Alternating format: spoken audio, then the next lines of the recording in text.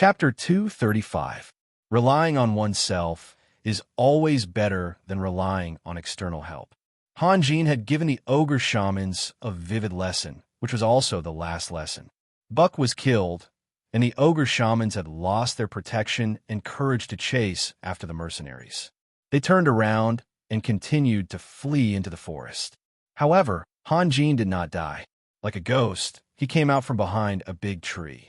He raised his hand and waved a fire talisman, turning another shaman into a man of fire. The shamans could control a large group of thunderbirds to beat Winston and the others, but they could not do anything to Hanjin. Every time Hanjin jumped out from the ground, he would kill one of them and immediately return to the ground. Not to mention the dozens of thunderbirds in the sky. Even if there were thousands of them, they could not hurt Hanjin. After a few ups and downs, there were only 3 shamans left. They were quick-witted and fled in 3 different directions. The thunderbirds in the sky also split into 3 groups.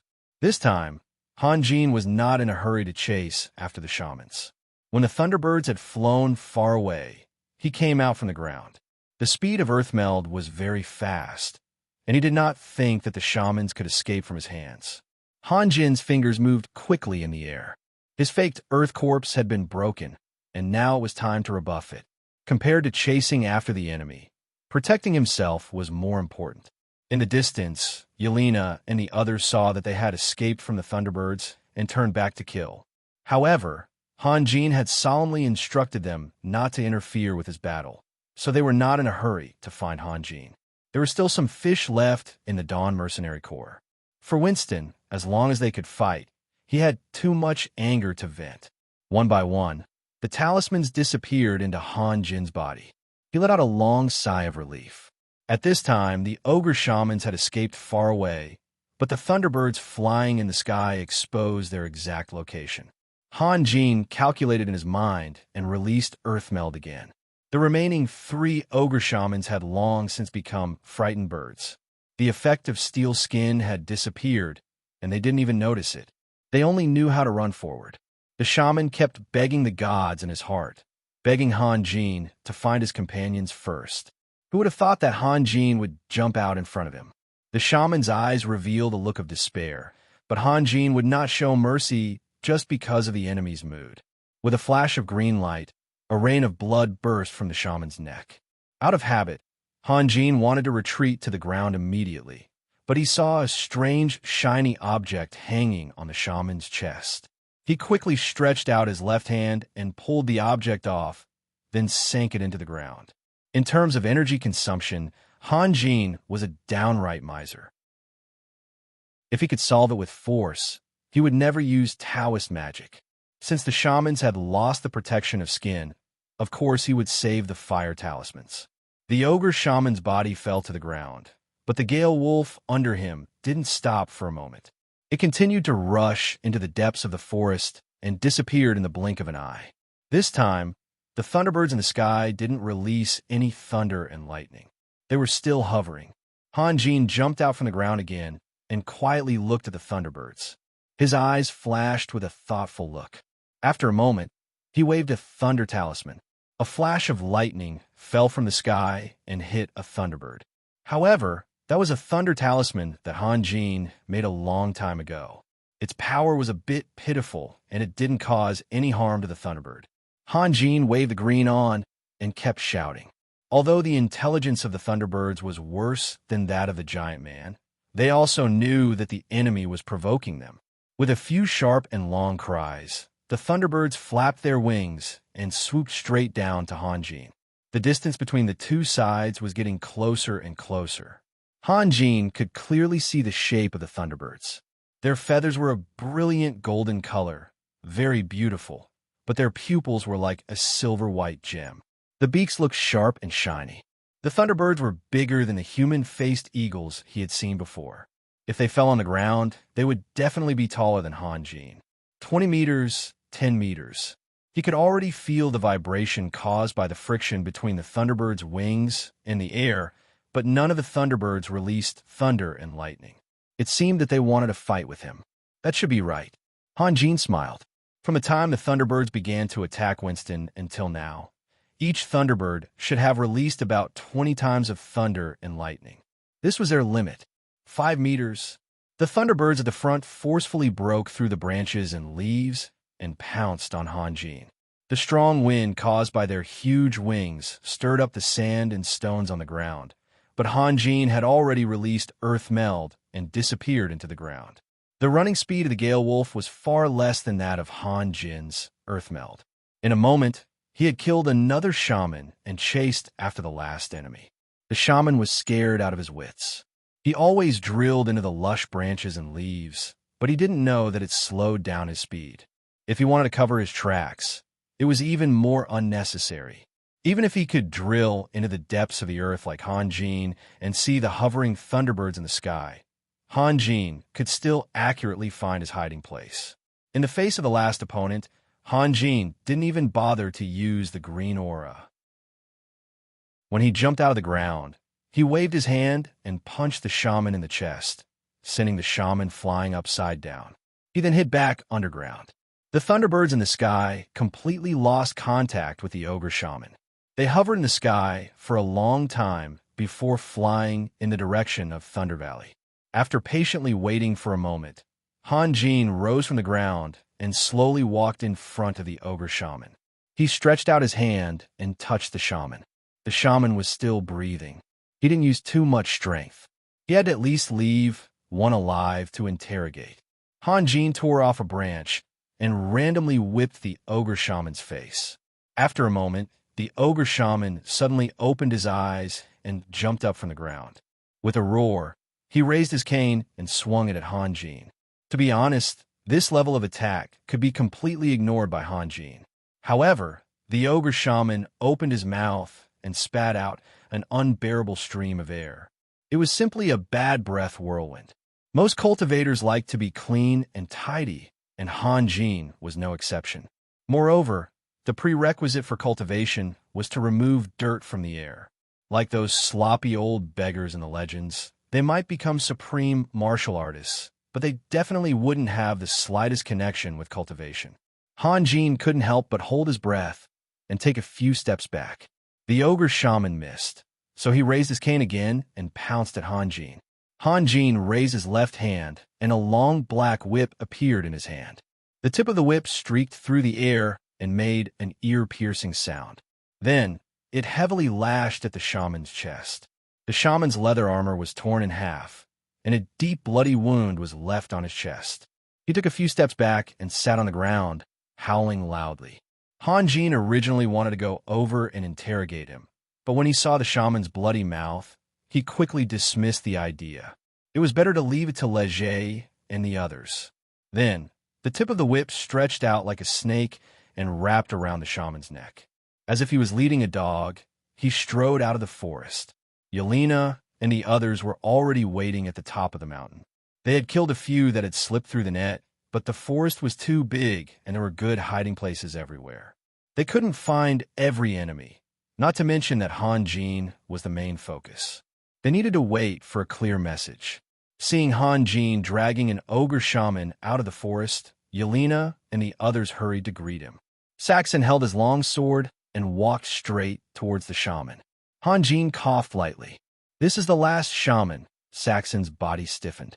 After a long while, he slowly loosened his grip, and the sword fell to the ground. He sat down on the ground and covered his face with both hands. Tears flowed out from between his fingers, but he didn't make any sound.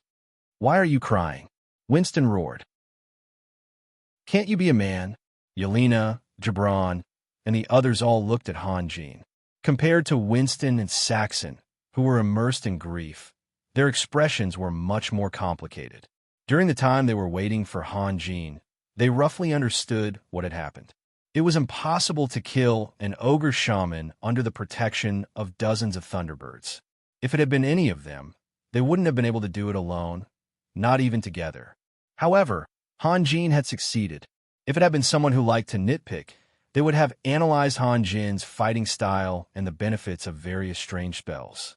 In the end, they would have concluded that if they had mastered the same spells, they could have done it too, or even better than Hanjin. However, Yelena and the others were very open-minded. They didn't think that respecting or admiring someone was degrading themselves. Winston, why didn't you use the space scroll to return to isolated Cliff City? Gibran asked in a low voice. Did you think you could defeat those Thunderbirds? Don't tell me you didn't even have time to use the scroll. The space scroll had no effect. Do you understand? Saxon suddenly jumped up and roared loudly. His eyes had already turned red. It had no effect at all. It was just a piece of waste paper. Waste paper? Fake. Hanjin was stunned. Yes. Winston nodded slowly and said with a trembling voice, They are so cruel. Gibran and Julia looked at each other. It was very difficult to bribe the alchemists of the Mercenary Association. Once the matter was leaked, the alchemists would be hunted down by all sides. Even if the victims' families were all dead, the Mercenary Association wouldn't let go of anyone who broke the rules. Hanjin didn't speak anymore. He suddenly realized something. He met Chi Li, and then Chi Li became a wanted criminal. He met Sisu, and then the bard who liked to travel was involved in one crisis after another with them. He met Sylvia, and then Sylvia's house was confiscated. He met Gibran, and then Julia lost her sister forever. Hayden and Charles were killed one after another. He met Winston, and then there were only 2 people left in the Reaper mercenary group. Was Hanjin a god of plague? Anyone who knew him would be unlucky? You didn't leave? Anyone alive? Hanjin asked Gibran. No, they were all killed. Go and interrogate this guy. Hanjin flicked his wrist, and the ogre shaman couldn't help but roll over. Okay. Gibran was very straightforward. He took the whip and turned to walk away. Then what should we do? Yelena asked in a low voice. Let's go back to isolated Cliff City first, Kane said. Don't forget, there's still an alchemist waiting for us to deal with. No. Winston shook his head slowly but firmly. Why? I want to complete this mission. Winston sighed. I know, this was originally a trap, but the Reaper mercenary group was created by us. After returning to the city, I will go to the Mercenary Association to cancel my group. Before that, I want to put an end to it personally. I also want to finish what I started. Winston, I know you're in a bad mood, but... Kane hesitated. Don't be too impulsive. There may still be ogre shamans in Thunder Valley. Do you think we can complete the mission? I know. Winston's eyes fell on Hanjin. Can you help me? I know my request is too much, but... Okay, Hanjin said firmly. Raphael, are you crazy? Yelena said anxiously. Magic had compatibility. For example, if a fire magician encountered a fire spirit who was immune to fire, he could only close his eyes and wait for death without any help. She was an 11th level thunder magician, and her magic power was greatly reduced when facing a thunderbird that could control lightning. If she had a choice, she would rather challenge the flame tyrant than the thunderbird. Don't worry, Hanjin said. Thank you. Winston forced a smile. Yelena, Kane, and the others no longer objected. They had worked with Hanjin more than once, and Hanjin had done many impossible things. Since he assured them, they had no reason to continue doubting him. Asterisk, asterisk, asterisk, no matter what happened, they still had to eat when it was time to eat. However, Winston and Saxon did not have good appetites. Each of them only ate half a piece of bread at most before running to the hillside. The 2 of them sat side by side, facing the forest at the foot of the mountain in silence. At this time, persuading them was superfluous and useless. It was already very sad that their companions were dying one by one in battle. They couldn't even find the bones of their companions. Burying their own brothers was an extremely simple request, but now even this request had become an extravagant hope. Gibran's appetite was even worse. He didn't get anything valuable from the ogre shaman's mouth. Instead, he was choked by the smell. After all, Hanjin wasn't the only one who liked tidiness. Interrogation was very particular, and punishment alone was far from enough. Your gaze, aura, and words would all create a kind of pressure that would cause the prisoner's psychological defense to collapse quickly. It would be impossible to hide and scare people from afar. Look, what is this? Hanjin took out something from his space ring and threw it over. It was a metal plate about half the size of a palm. It was round and had a magic beast engraved on it. The shape of the magic beast was a bit strange, at least to Hanjin. Overall, The magic beast's body and lower limbs were like a gorilla, but its head was similar to an ancient Tyrannosaurus rex. The 2 rows of long and sharp teeth in its mouth were unforgettable. On the engraving, it walked upright with its hands hanging down to its knees and its nails resting on its feet. It was a bit too long. This is a behemoth. Gibran took the metal plate and looked at it carefully. It looks like a family emblem. A behemoth? Han Jin was stunned. He was no longer a novice, and he knew that a behemoth was a super creature comparable to a giant dragon. Yes. Do you think this thing is valuable? Han Jin asked. I don't know. Gibran shook his head. Let me see. Yelena moved closer. Gibran handed the metal plate to Yelena. Yelena looked at it for a long time and asked Han Jin, Where did you get this? I found on an ogre shaman. Can't you just ask that guy? Yelena stood up and walked towards the shaman who was curled up in a ball in the distance. Yelena, Gibran hurriedly called out. What's wrong? I'll go ask. Gibran smiled bitterly and stood up. Isn't it the same no matter who asks? Yelena ignored Gibran and continued walking towards the shaman. Since Yelena had the courage to face danger, Gibran didn't say anything. Han Jin stood up and walked toward the other side of the hill. Raphael, where are you going? Since there's nothing else to do now, I'll find a place to meditate for a while. I'll go with you, Kane said. Maybe there are people from the Dawn mercenary team hiding in the dark. It's not safe. Okay. On the way to the forest, Han Jin kept thinking. It was said that failure was the mother of success. It meant that people could learn from failure and gain experience. However, for a person who was good at self-reflection, he could also gain experience from success. After the battle with Caroline and Betty, Han Jin's thinking took a big turn. It turned out that his change was correct. The key to a battle was not how strong the attack was, but how to always release the right attack at the right time. Today, he had released dozens of Earthmeld spells and dozens of 3 true fire talismans. He had used up a lot of his energy, but his vital energy had always been at its peak, and he had won a great victory. If he was still like before, relying on powerful Dao techniques to fight, he would probably be dead already. In fact, this consumption was nothing. He could now absorb a lot of energy and elements every day and use them to make talismans. In a few days, he would be able to make up for all the energy he had used up, and his savings would only increase. In the past, he had always wanted to superimpose a large-scale spell on the green glow. Now, it seemed that there was nothing more suitable than the flying spell, which would make his fighting style more versatile. The Dawn mercenary team had been annihilated, so there was nothing to do for the time being. It was not the right time to attack Thunder Valley. He had to delay it for at least a month. He could use this time to complete his flying spell. How could a so-called fairy be called a fairy if he could not fly? Compared to that, refining the immortal binding rope could be delayed. After a month, those Thunderbirds would become his main opponents. If he could not fight in the air, his plan could not be realized. When he and Yelena killed a Thunderbird and obtained a level 9 electric magic crystal, Yelena was very happy. Of course, an electric magician could not do without the help of an electric magic crystal. What if he killed dozens of Thunderbirds in one breath? He wondered how happy Yelena would be.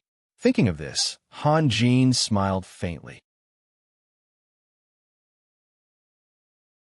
Chapter 236. In the blink of an eye, more than half a month had passed. Han Jin had agreed to help Winston complete the task, but his intention was to wait until the Thunderbirds laid their eggs before going to Thunder Valley. Winston and Saxon were not in a hurry. Their task items were not only level 9 electric magic crystals, but they also needed to collect Thunderbird eggs. The reason why they came so early was to carefully investigate the situation in Thunder Valley. According to their original plan, they would have to wait a month before taking action. As for the reason why the Dawn mercenary group attacked them, Winston and Saxon felt that it should be related to a green box. It was something that happened a few months ago.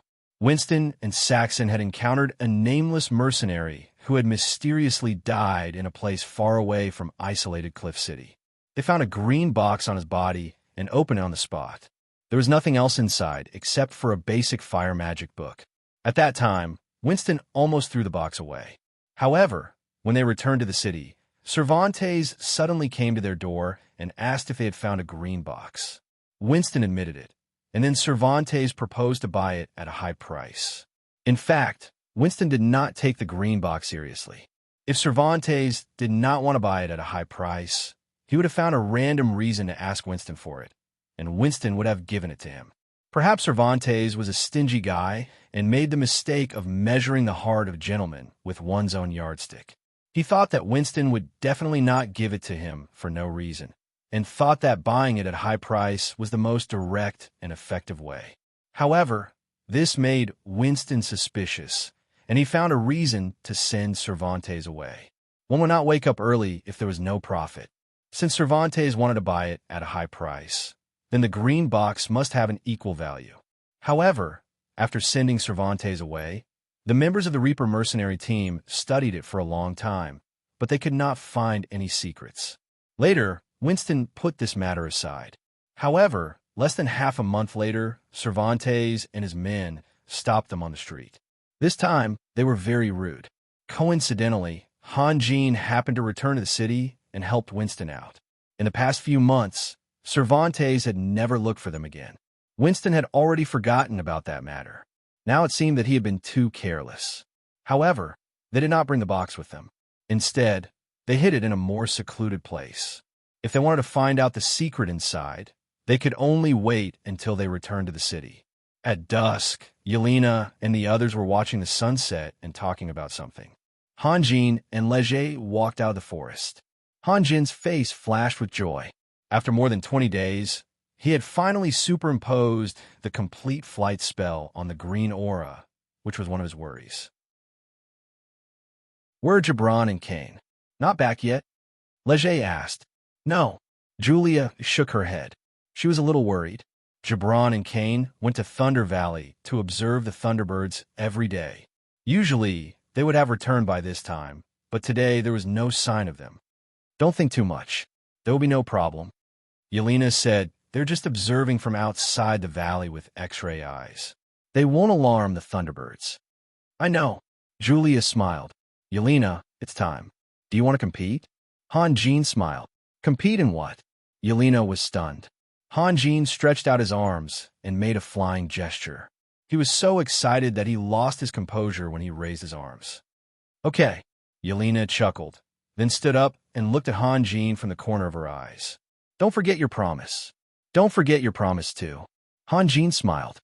You guys, why are you acting like children?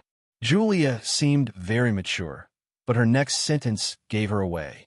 Come, I'll be your referee. How do you want to compete? Yelena's face was full of provocation. Han Jean looked around and pointed at the mountain in the distance. Fly there, and then fly back.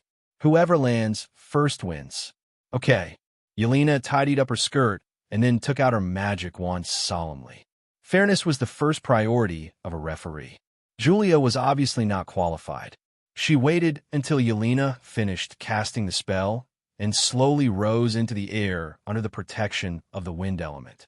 Only then did she shout in a clear voice, "Begin." Yelena immediately floated forward. In fact, flying was not very fast. Many high-level mages would rather travel in carriages than fly in the air. One reason was that it was a waste of magic power, and the other was that the speed was limited. At least, it was far slower than a warrior sprint. Although Yelena was full of confidence, she was actually very nervous. Compared to material rewards, she was more eager for a spiritual victory. The guy with no fighting power, no magic power, and no rank was a huge pressure on her. Ever since she was young, she had always been the focus of attention because she was the smartest, the fastest, and the strongest among her peers. However, when she was with Han Jean, her radiance was almost overshadowed by Han Jean. Every time she was in danger, people always hoped that Han Jean could create a miracle and completely ignored her.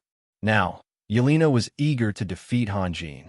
Yelena had already flown dozens of meters away, but Han Jean was still in the same place. Yelena looked back at Han Jean and couldn't help but clench her small fists. Too arrogant. Raphael, what's wrong with you? Julia said anxiously. Hurry up and chase after him.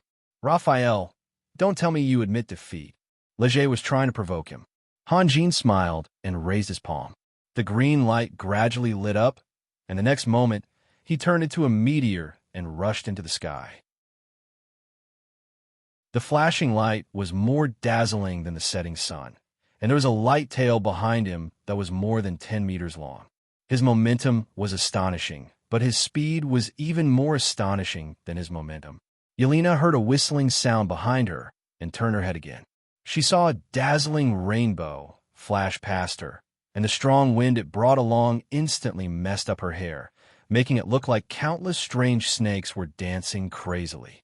When Yelena turned around, Han Jin was already dozens of meters away. Then, he turned around in a beautiful arc and rushed straight towards Yelena. Yelena had just combed her hair that was blocking her view when Han Jin brushed past her again. Her hair was messed up again. Yelena was anxious and angry. She simply ignored Han Jin and continued to float forward. She had just flown more than 10 meters when Han Jin flew over her head again with a whistling sound, and the strong wind he brought along flipped up her skirt. Fortunately, Yelena was no longer a rookie. She didn't wear a palace skirt to adventure in the forest like before. She still had tight underwear under her skirt. Otherwise, everything that should and shouldn't be exposed would be exposed. Yelena was so angry that the roots of her teeth itched. She hurriedly released a magic shield to protect herself. She really wanted to hit Han Jin with lightning, but she was worried that she would really injure Han Jin. However, if looks could kill, Han Jin would have been seriously injured. Han Jin was in extremely good mood. This feeling of freedom was something he hadn't felt in a long time. Every day, he calculated the gains and losses of energy bit by bit, not daring to waste even a little bit. Although his days were promising, he was too depressed. He had to release his emotions. If he kept holding it in, it would cause problems. At this moment, Han Jin temporarily forgot his dreams and goals. It was rare for him to have fun, so he might as well enjoy himself to the fullest. Han Jin sometimes drew and shaped in the air and sometimes dove down. When the ancient trees danced crazily under the strong wind, he suddenly pulled up and swept diagonally into the sky. Below, Julia and the others were all dumbfounded. Some things had to be seen up close, and some things couldn't be seen clearly at close range. Their angle and distance were just right. Sometimes he would turn left, sometimes he would turn right, sometimes he would soar into the sky, and sometimes he would land on the ground. Even a bird would not be able to make such incredible movements. The tail of light, more than 10 meters long, swept back and forth in the air.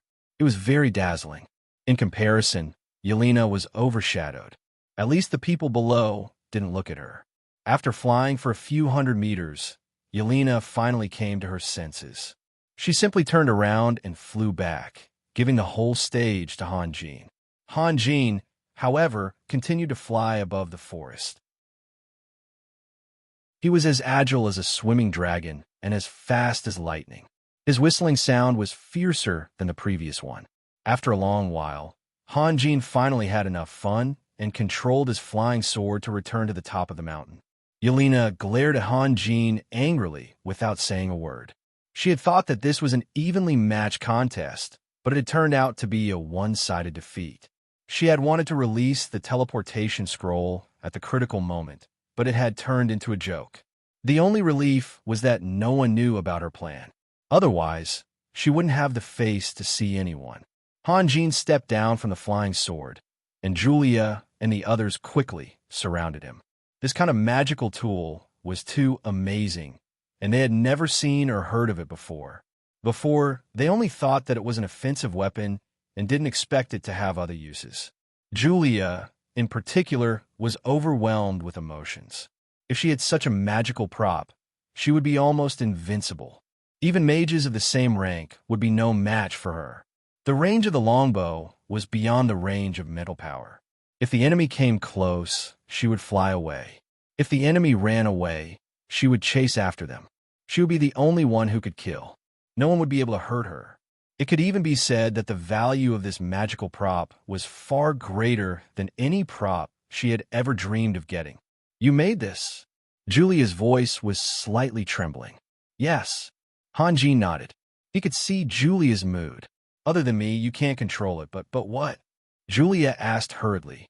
I can't do it now. Maybe in a few years, Han Jin said tactfully.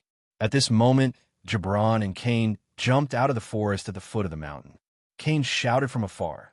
It's born! It's born! The Thunderbirds are hatching eggs? Winston took a deep breath and looked at Han Jin. Raphael, now what should we do? Han Jin pondered for a moment. Yelena, I need your help. No, Yelena shouted subconsciously. She was angry and naturally refused Han Jin's request without thinking. However, as soon as the words left her mouth, she realized that she had lost her composure. She couldn't help but blush and whisper, What do you want me to do?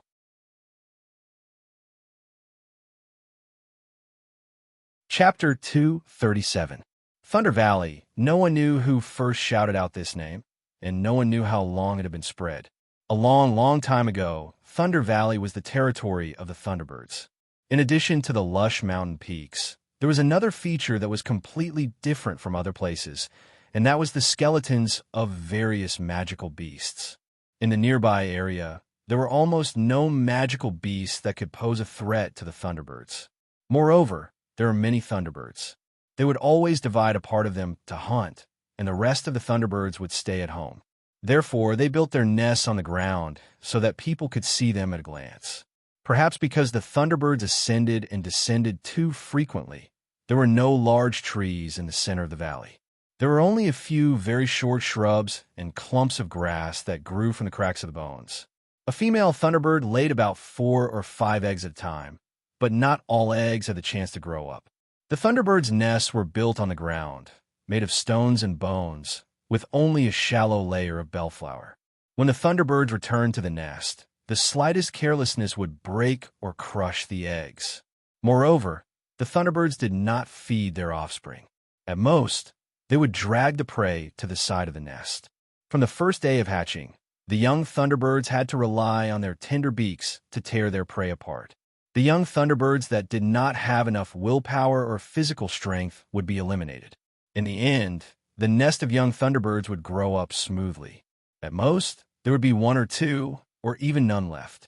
The sun had just risen, and the Thunderbirds had not yet gone out to hunt. All of the members were in the valley. Some were combing their feathers, some were screaming, and some were carefully turning over the Thunderbird eggs. It was a very ordinary morning. A figure rose from the ground like a ghost. He reached out and touched one of the Thunderbird's nests. The white and fat bird eggs inside suddenly disappeared. The Thunderbirds became quiet at the same time. Their eyes were focused on one place. They had not reacted yet. Then the figure sank into the ground again. A moment later, he jumped out of the mouth of the valley and hurriedly fled into the forest. The flock of Thunderbirds immediately exploded. One after another, Thunderbirds rose from the ground, flapping their wings and desperately chasing after him. Their angry and sharp cries rose and fell one after another. The figures on the ground fled very quickly, but the Thunderbirds were even faster.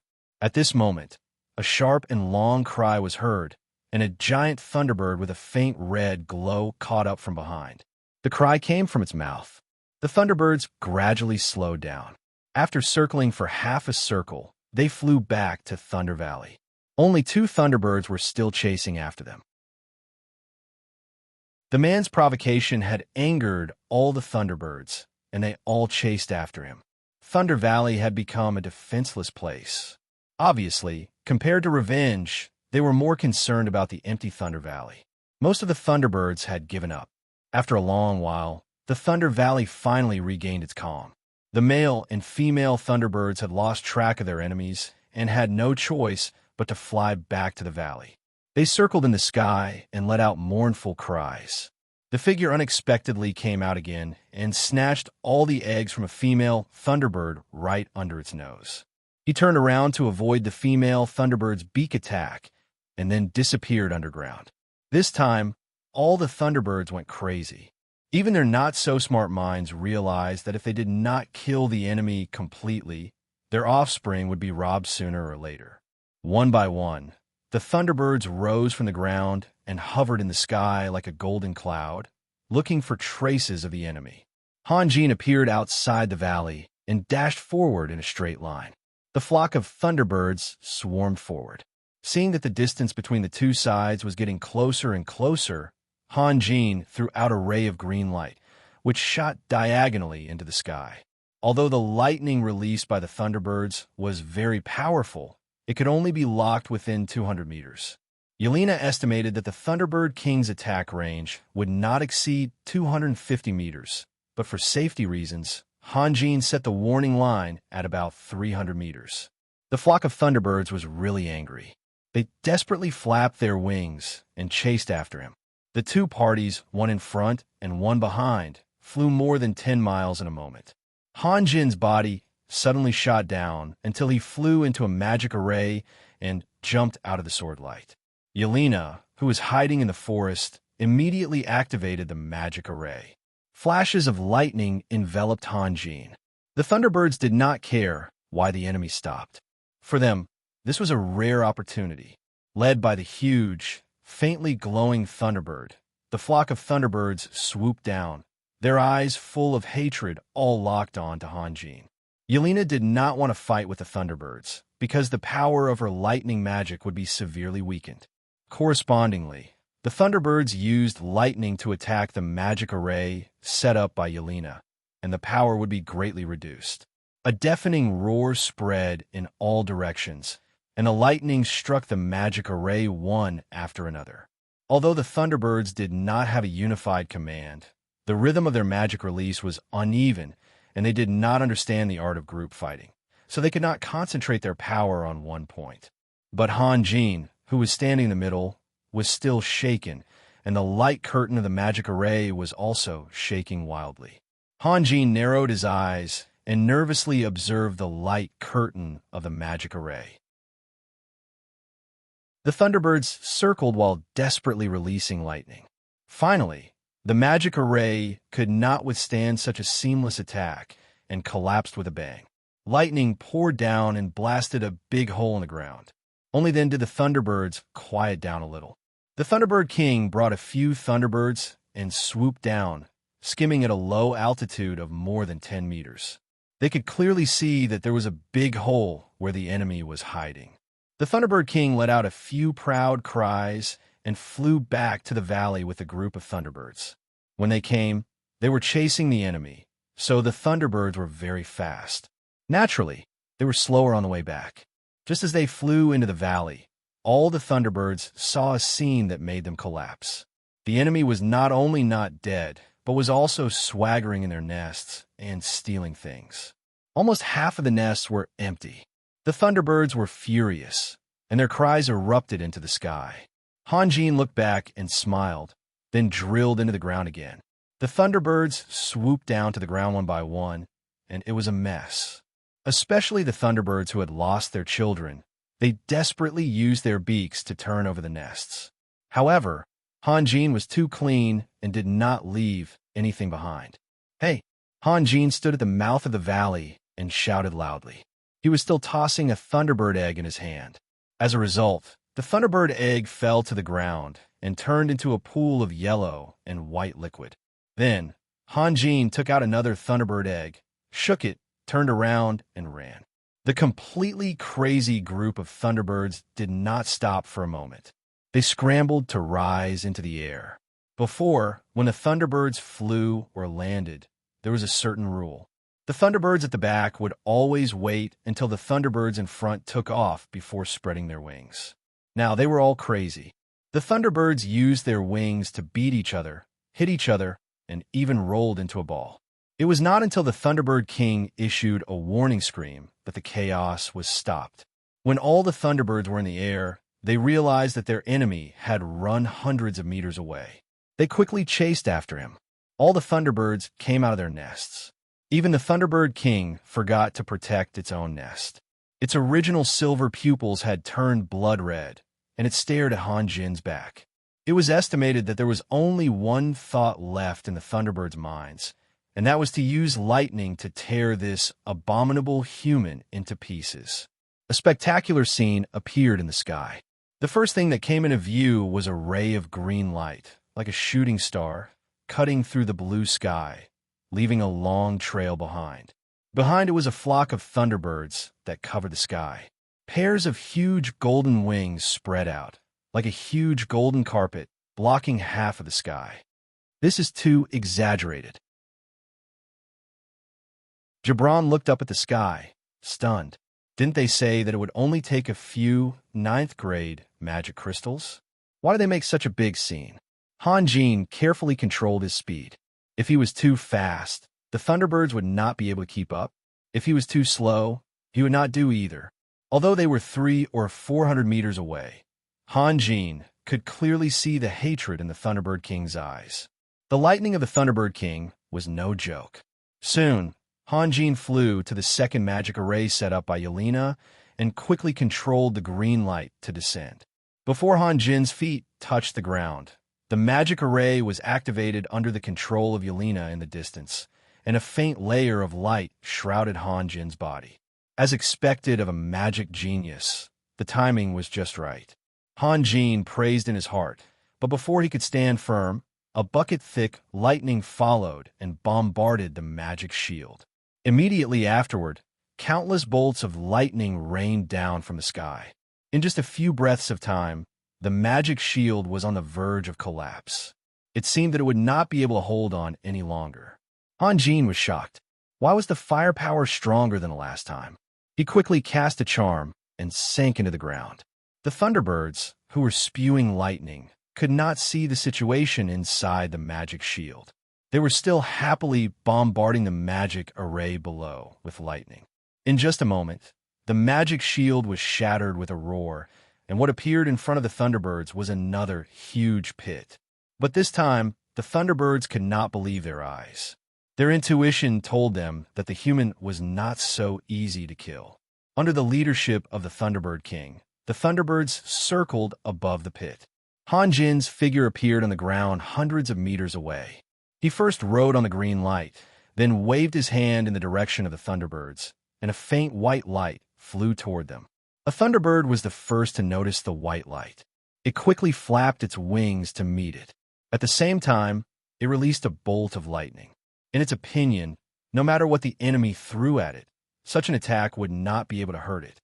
The white light collided with the lightning, and with a muffled poof, the white light was smashed into pieces and some juice splattered in all directions. The Thunderbird's eyes suddenly widened. Only now did it see clearly what the white light was. It was actually a Thunderbird egg. All the Thunderbirds were furious, including the Thunderbird King. Using a Thunderbird egg to hit a Thunderbird? Was there anything more despicable than this? Hanjin laughed in the distance. I didn't do this. You broke it yourselves. As soon as Hanjin finished speaking, he found that all the Thunderbirds were flashing with white light. He quickly rode on the green light and went out with a whoosh. The next moment, the lightning released by the Thunderbirds gathered in one place, forming a huge electric ball. It whistled in the air like thunder and chased after Hanjin. Hanjin's flying speed was already very fast, but the electric ball was even faster. In the blink of an eye, it was less than 20 meters away from Hanjin. Hanjin made a sharp turn and shot down diagonally. The huge electric ball also followed him. Seeing that he could not get rid of it, Hanjin forcibly broke through the obstruction of the branches and sank into the ground. The electric ball then exploded at the place where Hanjin disappeared. The violent blast of air uprooted the surrounding trees. Countless broken branches and broken leaves shot out in all directions like raindrops. Sand and stones flew all over the sky, and a huge pit more than 10 meters wide was left on the ground. Hanjin jumped out 100 meters away and flew into the sky on his sword. The scene after the electric ball exploded behind him surprised him. But now that things had come to this, not only was he reluctant to give up, but it would also be a waste of everyone's efforts. Now, his only hope was that his original judgment was correct. To be continued. If you want to know what will happen next, please go to www.chidian.com. There are more chapters. Support the author. Support the original reading.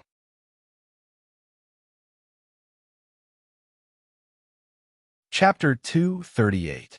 When the Thunderbirds finally returned to the Thunder Valley, Hanjin had already looted all the nests and was still looking up at the sky. When the Thunderbirds were 300 meters away from him, his body slowly sank into the ground. But when the Thunderbirds finally arrived at the Thunder Valley, Hanjin had already looted all the nests and was still looking up at the sky calmly. Only when the Thunderbirds were 300 meters away from him did his body slowly sink down.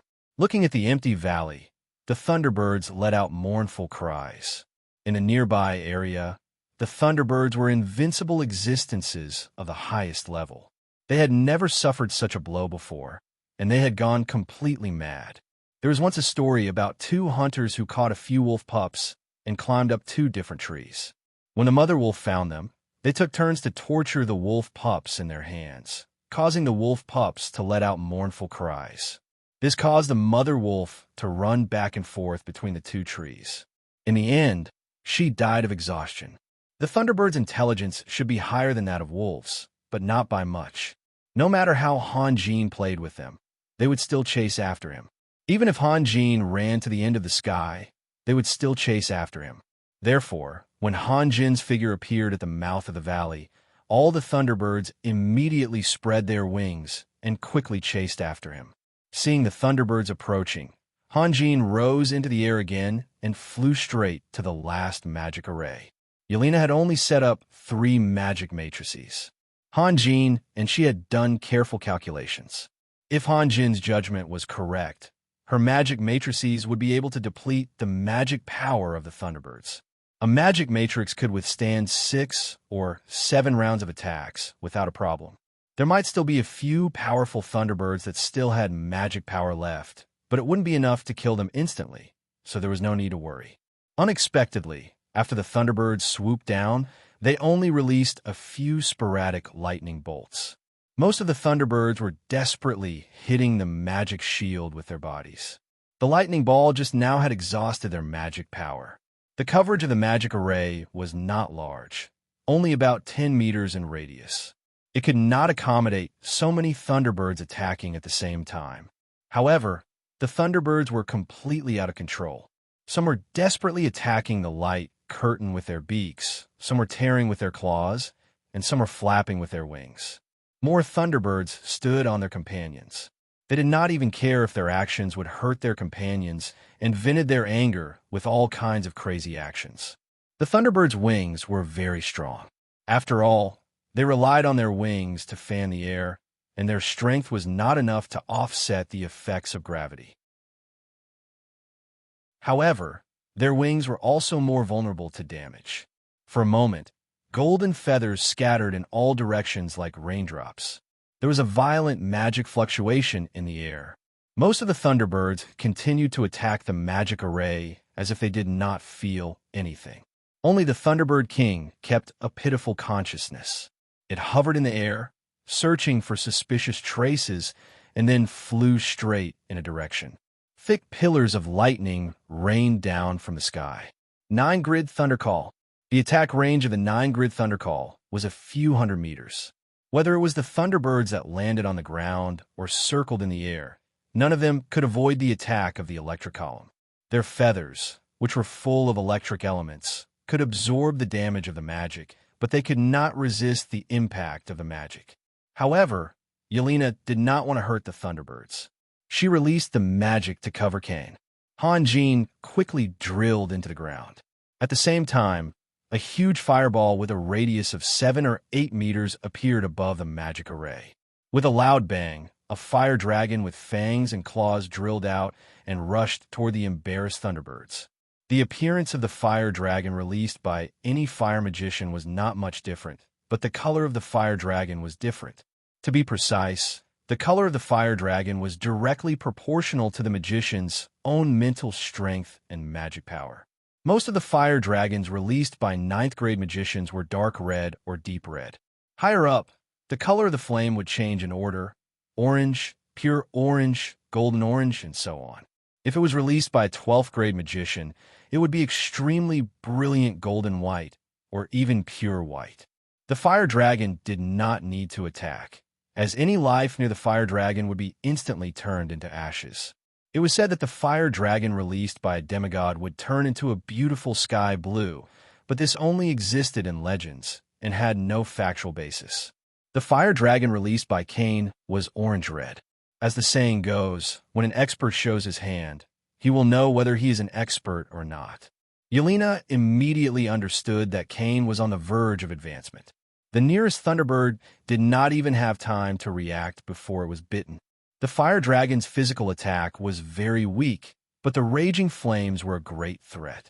The Thunderbird's golden feathers were instantly charred, and even its red flesh was exposed. The fire dragon shook its head, and the Thunderbird, which had turned into a giant chicken, was thrown out. It fell to the ground and struggled for a few moments before it stopped moving. Then, the fire dragon continued to rush forward. With a wave of its palm, it smashed down a Thunderbird that was about to fly. Before it landed, the Thunderbird had turned into a fireball. Thunderbirds flew very fast in the air, and their melee speed was not slow either.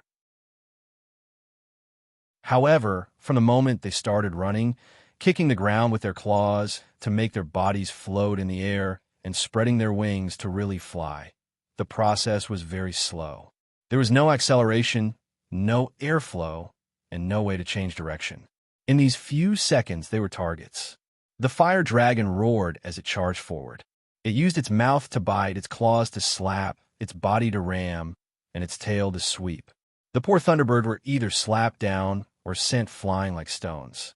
More than 10 Thunderbirds had lost their ability to fight. A black light shot out from the forest and shot toward the Thunderbird King like lightning. With a harsh screech, the arrow had already pierced the Thunderbird King's chest. The Thunderbird King was still fearless. It spread its wings and began to dive down. It had identified the enemy's position.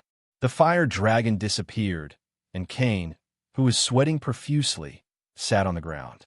The fire dragon he released was small in size, and the duration was pitifully short, but this was already his limit.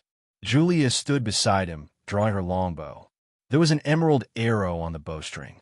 Her eyes were locked on the Thunderbird King, and her arms slowly changed the angle of the Thunderbird King's movements. The Thunderbird King's speed was getting faster and faster. It was less than 30 meters away from Yelena. Winston and Saxon gathered their combat aura and stood on either side of Yelena, waiting quietly. Just as the Thunderbird King entered the forest, a green light flashed, and Julia's arrow shot out like lightning, hitting a tree trunk. Her Dryad arrow could not hurt the flying bird in the air, because the Dryad entanglement spell needed a medium, and she had been waiting for this opportunity for a long time. Clusters of vines grew from the tree trunk and entangled the Thunderbird King. Winston and Saxon began to sprint at the same time, leaping into the air and pouncing toward the Thunderbird King like two fiery red meteors. The Thunderbird King had been tyrannical in the forest for a long time and had never suffered a defeat. Even if it was a top-level magical beast, it could only go around Thunder Valley. This gave it an invincible courage. Otherwise, it would never have dared to rush up to attack the opponent alone. However, the people it was facing this time were several highly intelligent creatures with an average strength of grade 10. Although its fearless courage was commendable, it was too stupid at this moment. The Thunderbird King struggled to poke its head out. Its beak suddenly opened wide, and a cone-shaped electric light shot out toward Saxon. Saxon blocked with his sword in front of his chest. The electric light hit the sword, and in a loud bang, Saxon's long sword was bounced back and hit his chest. The momentum of his body was abruptly stopped. Saxon flipped a few times in the air and landed steadily on the ground. He bent over and coughed violently. He was not injured, but the blood in his chest was boiling, and he could not speak for a while. Winston was already close, and the long sword in his hand stabbed out like a viper. The Thunderbird King subconsciously tried to dodge, but under the entanglement of the vines, the space for it to dodge was pitifully small. At least, it was not enough to affect a high-grade professional like Winston. Swoosh! Winston's sword pierced through the Thunderbird King's left eye and came out from the back of the right side of its head. The Thunderbird King let out a wail. Its wings trembled a few times before it stopped moving. The surviving Thunderbirds flew more than 100 meters in the air, circling back and forth.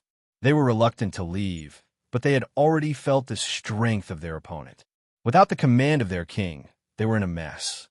To live or to die, this was really a question. Not only was it difficult for the humans to decide, but even the Thunderbirds were also indecisive.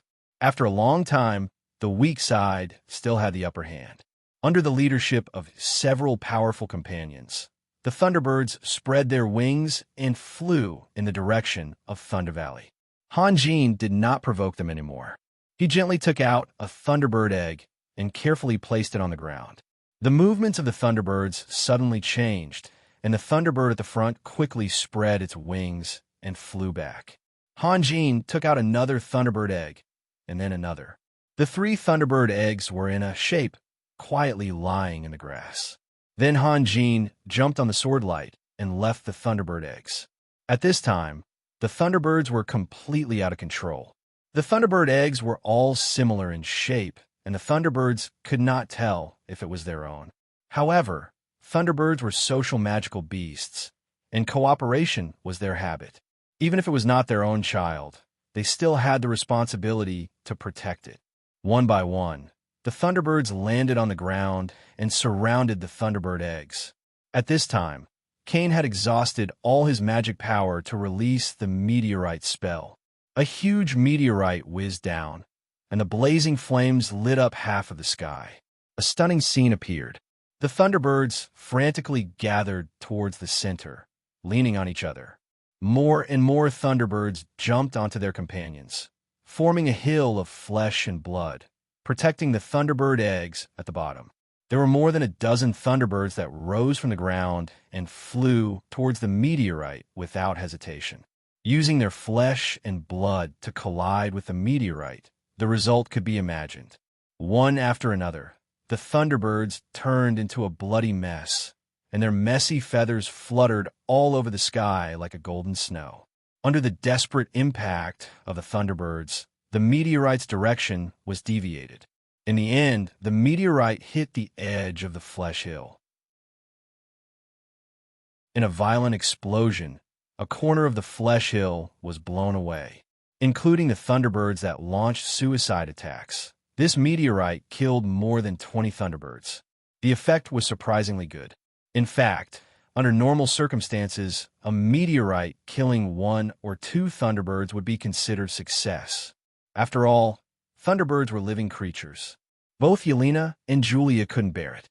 They were women, and their emotions were easily affected, especially when they saw the Thunderbirds pledging their lives to protect their offspring. Maternal instincts were often the most contagious. However, they quickly calmed down. Now, they had the upper hand. If they were the ones being attacked, would the Thunderbirds be merciful? Yelena raised her magic staff, and a bolt of lightning fell from the sky and hit the top of the flesh hill. Before the lightning dissipated, another bolt of lightning fell. Yelena could release single-target lightning spells not only silently, but also instantaneously. The Thunderbirds had already gathered together, and she didn't want to use 9-grid Thundercall, as it was too wasteful of magic power.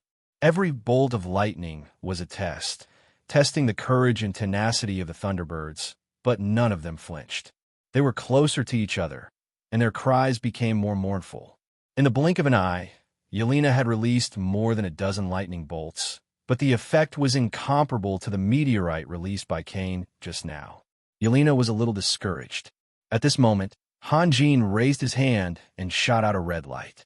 The flying sword flashed and disappeared, then reappeared above the flesh hill, hovering there quietly. Hanjin quickly formed a spell, and a dazzling white light caught up and hit the flying sword. The stone stirred up 1,000 waves. Ever since the battle with Caroline and Betty, Hanjin had developed a resistance to the so-called big move. Unless it was absolutely necessary, he didn't want to waste his vital energy. However, the current situation was a bit special. To destroy the Flesh Hill, he would need at least 20 fire talismans of the 3 true fire, so it was better to release the big move. He needed more than 10 days to replenish the fire talismans, but it would only take 1 or 2 days to recover his vital energy. With Yelena and the others guarding him, he was not afraid of any accidents. Moreover, his goal was to kill all the Thunderbirds, not letting any of them go.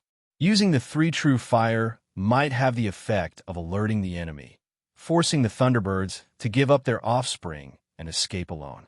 The most important thing was that he wanted the magic crystals. If there was enough time, the three true fire could burn everything in the world, including the magic crystals. There were too many sources of fire, and he couldn't control them all with his divine thoughts. Every ninth grade magic crystal was a great fortune, so he had to cherish it. Streaks of sword shadows composed entirely of light shot out in all directions, tearing through the air and bombarding the earth. Hanjin was close enough to clearly see that the flesh mound was being shaved off layer by layer. Every time a sword shadow flashed past, blood would splash out. After the sword shadows dissipated, the entire flesh mound had collapsed inwards. There were only a dozen Thunderbirds left on the field, but they were still guarding the Thunderbird eggs. Hanjin nodded, then shook his head. The lethality of the 1,000 waves had increased a lot compared to before, and it didn't disappoint his efforts. This made him feel gratified, and the foolish persistence of the Thunderbirds moved him a little. However, he couldn't give up the wealth that was in his hands. Hanjin raised his hand and shot out a green light. Strictly speaking, the strength of the opponent this time was much stronger than any of the enemies he had faced before. However, the Thunderbirds were magical beasts after all, and it was proven that intelligence was too important. Now, the surviving Thunderbirds could only stand there as targets for Hanjin to kill one by one. The result was self-evident.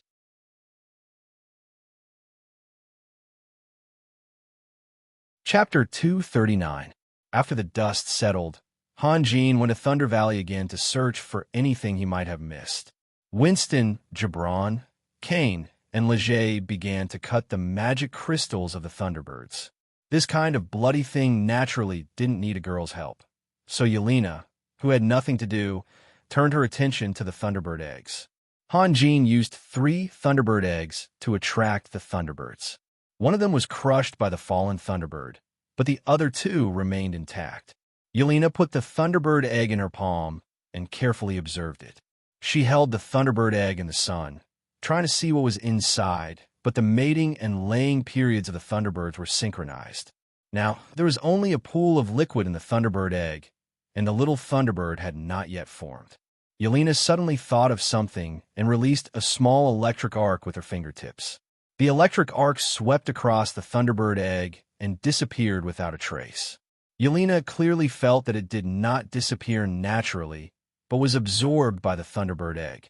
While Yelena was having fun here, the other side was busy. However, everyone was beaming with joy. The harvest was too big. It was too big. More than 80 ninth grade electric magic crystals, many of which were of the highest quality. Winston's mission was to collect 200 bellflower, 3 ninth grade electric magic crystals, and 10 Thunderbird eggs. The caravan was willing to pay more than 200,000 gold coins for this. Of course, this price was indeed a bit high, but now compared to their harvest, the reward was nothing. Hanjin owed a lot of debt to the Mercenary Association, which had been a headache for him, but now it was a small matter. The only fly in the ointment was that the Thunderbird King did not evolve, and they only obtained a 9th grade super magic crystal, which was a bit of a pity. This was a huge fortune. If it were a second-rate mercenary group, facing so many high-grade magic crystals, they would definitely have the idea of retiring. Indeed, if they sold all the magic crystals, even if they did nothing in the future, the money would be enough for them to live a carefree life for the rest of their lives. However, they could not make the decision. Winston and the others were very clear that without Hanjin, they would not have been able to kill so many Thunderbirds, even if they doubled their manpower. Only the one who contributed the most had the right to make the decision. This was an unwritten rule in the mercenary world, not to mention that Hanjin had gradually become their backbone. After harvesting the magic crystals, Julia and Yelena began to prepare lunch. Although the meat of the Thunderbird was a bit rough, everyone was not picky about it. Yelena, who was born with a noble background, also did as the Romans did. Julia wanted to pick a smaller Thunderbird, which would naturally be younger and more tender, but Leger and Yelena insisted on roasting the Thunderbird King. Those who had not seen Han Jin's appetite and preferences would be very puzzled. Julia could not persuade the two, so she cleaned up the Thunderbird King with Gibran and put on the fire. However, she also picked a Thunderbird for herself. The muscles of the Thunderbird King looked like old roots, and she was worried that her teeth would be damaged. Just as they finished, Han Jin also returned. He searched a large circle in Thunder Valley and did not even miss a stone crack, but unfortunately, he did not find anything new. Julia took care of everyone's meal. She wanted to see Yelena and Leger make a fool of themselves, but who knew that Yelena and Leger would sit with her? The Thunderbird King was not prepared for them, and they did not have the fortune to enjoy it. Han Jin sat alone on the other side. Although his inheritance cultivation was very effective, he also had to endure some pain that ordinary people could not understand. Eating, drinking, men and women, human desires existed. Everyone wanted to eat food that tasted good, but he could not. No matter if the food was so sour that it made people unable to open their eyes, or so spicy that it made people cry and snot, or so tasteless that it was hard to swallow, as long as it could provide enough energy, he had to eat it. Han Jin tore off a piece of meat and slowly put it in his mouth. He could not help but frown and let out an inaudible sigh. His achievements today were all because of that young dragon. The dragon's blood that he drank and the dragon's meat that he ate were all converted into dense vital energy that circulated within his body. It could be said that if it wasn't for that young dragon, he would never have attained his current status. Even breaking through the profound gate was an unknown. In comparison, the rank 9 Thunderbird King was of little value. It was tasteless to eat, but it was a pity to throw it away. However, energy was still energy, and Han Jin still understood the principle of a little makes a lot. Although he felt regretful, his mouth did not stop eating. Dragon City. In Dragon City, according to Guevara, there were hundreds of high-level dragons living in those two places. If he could get rid of these dragons and completely absorb their energy, he estimated that he could immediately achieve the Great Way and cultivate the indestructible golden body. However, the power of the dragons was too terrifying. With his current strength, he was far from being a match for the dragons. Moreover, if he angered the dragons, it would bring a devastating disaster to him and his friends. Even if he had become an Earth immortal, he would not be able to fight against so many dragons. Moreover, Guevara had made it very clear that there was a huge disparity between the strength of rank 12 supermasters. Guevara had the strength of a rank 12 supermaster, which was enough to look down on the world, and the elders of the dragons who had mastered dragon language magic were the peak of the peak, and had even become demigods. Therefore, it was fine to think about it, but if he really wanted to provoke Dragon City, he would definitely be tired of living. The atmosphere on the other side was much livelier. Even with Yelena's background, she was also elated with today's harvest. Moreover, she was a thunder magus, so these thunder magic crystals would be of great help to her. Everyone was talking and laughing, and even Winston and Saxon had temporarily forgotten the pain of losing their companions. However, as they talked, Gibran and Winston's words became noticeably less, and their gazes drifted to Han Jin from time to time. Half of the Thunderbird King had been eaten, and lunch was still in progress. When Han Jin was full, wouldn't the entire Thunderbird King disappear? "Is he okay?" Julia whispered. "This is nothing," Yelena smiled. Raphael once ate an entire Earth bear. In fact, Yelena had never seen such a spectacular scene, and she had only heard about it from others. However, she did not doubt the authenticity of it all. What was Han Jin doing now? Facts always speak louder than words. Oh my God, how is that possible? Julia was shocked. Sunir didn't tell you? Yelena was a little surprised. Little did she know that Sunir treated this as a secret shared between the two of them. She could talk about other things, but she would never mention anything related to Han Jin's special abilities to anyone. No way, so much meat. Where did it go? Saxon said blankly. You're asking me? I was about to ask you. Yelena shrugged her shoulders. Winston coughed dryly, looked away from Han Jin, and turned to Yelena. By the way, our mission is complete, so what are we going to do next? Go back to isolated Cliff City? It seems that we will have to fight side by side in the future. Gibran smiled and then reached out his hand. He understood Winston's intention before Yelena did. There were only 2 of them left in the Reaper mercenary team. If they wanted to recruit other mercenaries, they would not be able to find suitable people in such a short time. If they joined other mercenary groups, a small temple would not be able to accommodate a big Buddha like him. Walking together with Hanjin, Yelena, and the others was undoubtedly the best choice. Of course, Winston had his own pride, so he cannot say it too bluntly. What are we going to do next? This sentence had the meaning of asking for instructions, but also the meaning of obedience. Yelena was the daughter of the Grand Duke of Solomon and an 11th level magus. Asking for instructions from Yelena was not a disgrace to his status. Winston allowed a long sigh and reached out to shake Gibran's hand. His eyes were still on Yelena, waiting for her answer. Do you still remember the giant dragon that Raphael killed? Yelena smiled. After going through so much, Yelena had learned to be smart. She even remembered to cover up Hanjin's lie. Of course I remember. Winston nodded. We're going to dig out the dragon bones, Yelena said. Yelena said, I've already mastered the alchemy method used by Cold Shadow City to create frost dragons. I've also gathered most of the magic materials. All that's left is the dragon bones. In the future, we'll have a frost dragon to assist us in battle. But the dragon bones are so big. How are we going to transport them back? I have prepared. Yelena smiled. I brought a lot of potions that can refine the dragon bones into bone powder. Do you still remember that place? Gibran asked. Of course. Raphael and I have already left a mark. It's okay. Even if you have forgotten, I will always remember that place, Saxon continued. Cain used up too much of his magic power.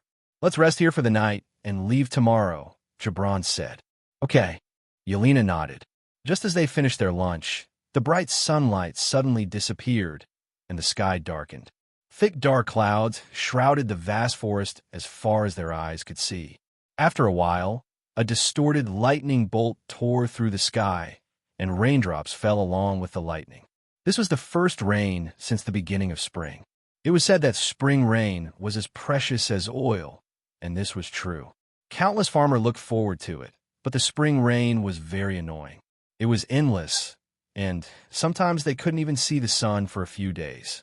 Hanjin and the others were very familiar with the surrounding terrain, so they hid in the cave ahead of time.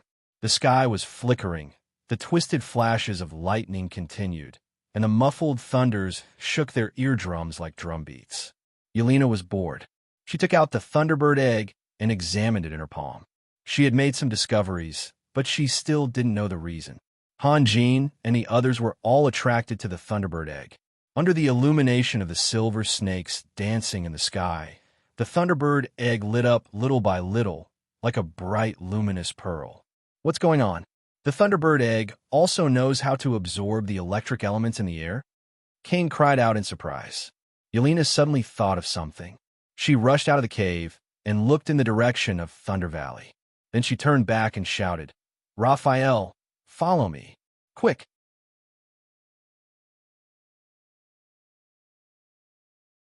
Chapter 240. When Hanjin and the others rushed out of the cave, Yelena was already in the air. Hanjin hurriedly called out to her, but Yelena didn't look back. Instead, she waved behind her, signaling Hanjin and the others to catch up. Hanjin released the green glow and caught up with Yelena in a few breaths. What's wrong? Look. Yelena pointed in the direction of Thunder Valley. There weren't many lightning bolts in the area where they were, but in the direction of Thunder Valley, the lightning bolts were abnormally dense. The reason why the sky was constantly changing was all because of the lightning bolts there. So what? You won't understand if I explain it to you now. Yelena stretched out her hand to Hanjin. Quick, take me there. If we delay any longer, maybe the rain will stop. Hanjin hesitated for a moment, but still chose to believe Yelena. During this period of time, Yelena was much more mature than before, so she shouldn't make trouble. Hanjin pushed Yelena's hand aside and hugged her waist. The green glow suddenly accelerated and shot straight toward Thunder Valley. Seeing Yelena so anxious, Hanjin didn't care about politeness anymore. The green glow speed was too fast. If he only grabbed Yelena's wrist, he would definitely dislocate her arm. Yelena suddenly screamed. She didn't blame Hanjin for being rude. After all, she had been through a lot and knew what it meant to act in a hurry. But the speed was too fast. In the past, when she saw Hanjin flying freely from below, she didn't think that Hanjin was amazing. Now that she experienced it herself, she finally understood the strong excitement. Hanjin kept his altitude very low, almost flying close to the canopy of the trees. Lightning flashed one after another. Before one's strength reached a certain level, all cultivators had an indescribable fear towards heavenly thunder. They were not afraid of the thunder palm or the thunder attraction technique of their own kind, but they were afraid of the heavenly thunder of nature. It was said that when an earth immortal was refined into a celestial immortal, the first tribulation was the thunder tribulation. When a celestial immortal was refined into a golden immortal, he would encounter the fire tribulation. The realm of celestial immortal and golden immortal was too high for ordinary self-cultivators to reach. However, the thunder tribulation was real. Every Taoist sect kept a lot of information about the thunder tribulation. Everyone was not afraid of it. Hanjin did not want to be struck by lightning. She watched as the trees pounced on her like monsters, then turned into streams of light and disappeared behind her. The extreme speed almost made her breathless. Like most ordinary girls, Yelena screamed uncontrollably. Not just once, but repeatedly, each scream louder than the last. In contrast, Hanjin was much calmer than Yelena. He even had the time to look at Yelena curiously. Sensing Hanjin's gaze, Yelena covered her mouth with her hand and then subconsciously began to gather elements. She tried to cast a magic shield on herself so that even if she unfortunately crashed, she would have the power to protect herself and would not be a burden to Hanjin. However, it was very difficult to gather elements when moving at high speed in the air. Hanjin flew at a speed of dozens of meters per second, leaving behind all the electric elements that Yelena had gathered. Furthermore, Yelena's mental strength was very strong, so the electric elements did not dissipate immediately. As a result, a tail of almost 100 meters long was left in the air, made entirely of electric elements. In fact, this only took a few seconds. Then, a bolt of lightning fell from the sky and hit the tail. The bolt of lightning curved in an extremely strange way and followed the tail to catch up with Hanjin. With a boom, the bolt of lightning exploded on the green ray. The green ray suddenly lost its balance. Yelena only felt the sky and earth spinning. Amidst the ear-piercing screams, she subconsciously took out 2 magic scrolls.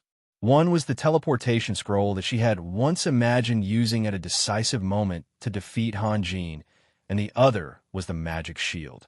In the blink of an eye, Yelena hesitated for a moment and chose the latter. Although teleportation could guarantee her safety, she did not have the habit of abandoning her comrades and escaping alone. Hanjin, on the other hand, did not panic. He tried his best to control the flying sword and smashed a dozen trees that were blocking the way. When it was less than 10 meters from the ground, the green ray suddenly climbed up and shot diagonally into the sky. "What are you doing?" Hanjin shouted sternly. Only then did he notice that Yelena was condensing electric elements with her spiritual power, leaving behind an arc-shaped elemental belt. Yelena had been trying to condense more elements so that she could release magic. She looked back and followed Hanjin's line of sight. She also saw the elemental belt. Then, another bolt of lightning struck the elemental belt. In fact, she had already noticed that the elemental belt was missing, but she didn't expect it to be missing so much. The next moment, a ball of lightning that was so bright that it was hard to open one's eyes rushed over. Before the two of them could react, it enveloped them. The Imperial air spell itself had a certain degree of defensive power, at least to block the wind formed by rapid movement. However, it was difficult to withstand 2 high-pressure heavenly thunders in a row. The bolt of lightning pierced through the green ray and landed on a magic shield. Then, it turned into a raging tide, and countless tiny electric arcs surged in all directions before disappearing. The green ray spun wildly horizontally.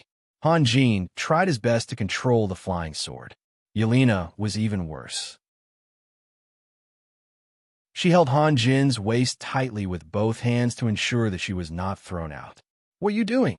Han Jin shouted again as soon as he regained his balance. Yelena was speechless. She was still too young and had too many unfamiliar environments waiting for her to experience. If she was given another chance, she would definitely not do anything but hide obediently beside Han Jin. In such a dangerous situation, Han Jin was still able to control the speed and direction of their flight. It seemed that her worries were groundless. Seeing Yelena remain silent, Han Jin didn't say anything more. However, Yelena glanced at him and couldn't help but burst into laughter. "What are you laughing at?" Han Jin said with a straight face. "Your hair." Since Han Jin had slowed down, Yelena was no longer afraid. She even pointed at his hair. When a crow lands on a wild boar, it can only see others' black, but not its own. Han Jin's face was still gloomy. "Do you think your hair is beautiful?" Although Yelena's magic shield blocked the lightning, it couldn't offset the characteristics of the released electric elements. Their hair stood on end, making them look very strange. Fortunately, he was far away from Julia and the others, so no one saw his embarrassing scene. "Ah!"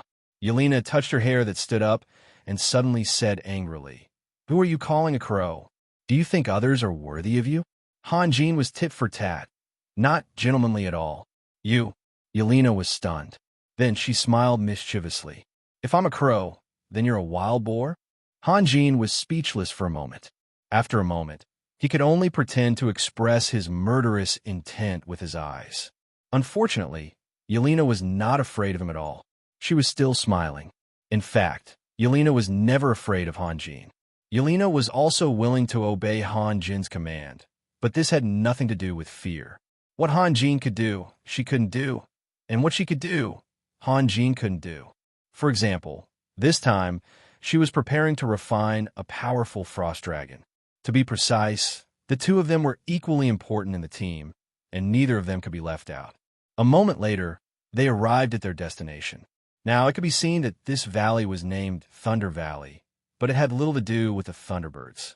For some unknown reason, the peaks on both sides of the valley were always able to attract lightning attacks, one after another, illuminating the entire valley. In the center of the valley, countless electric arcs were flowing everywhere.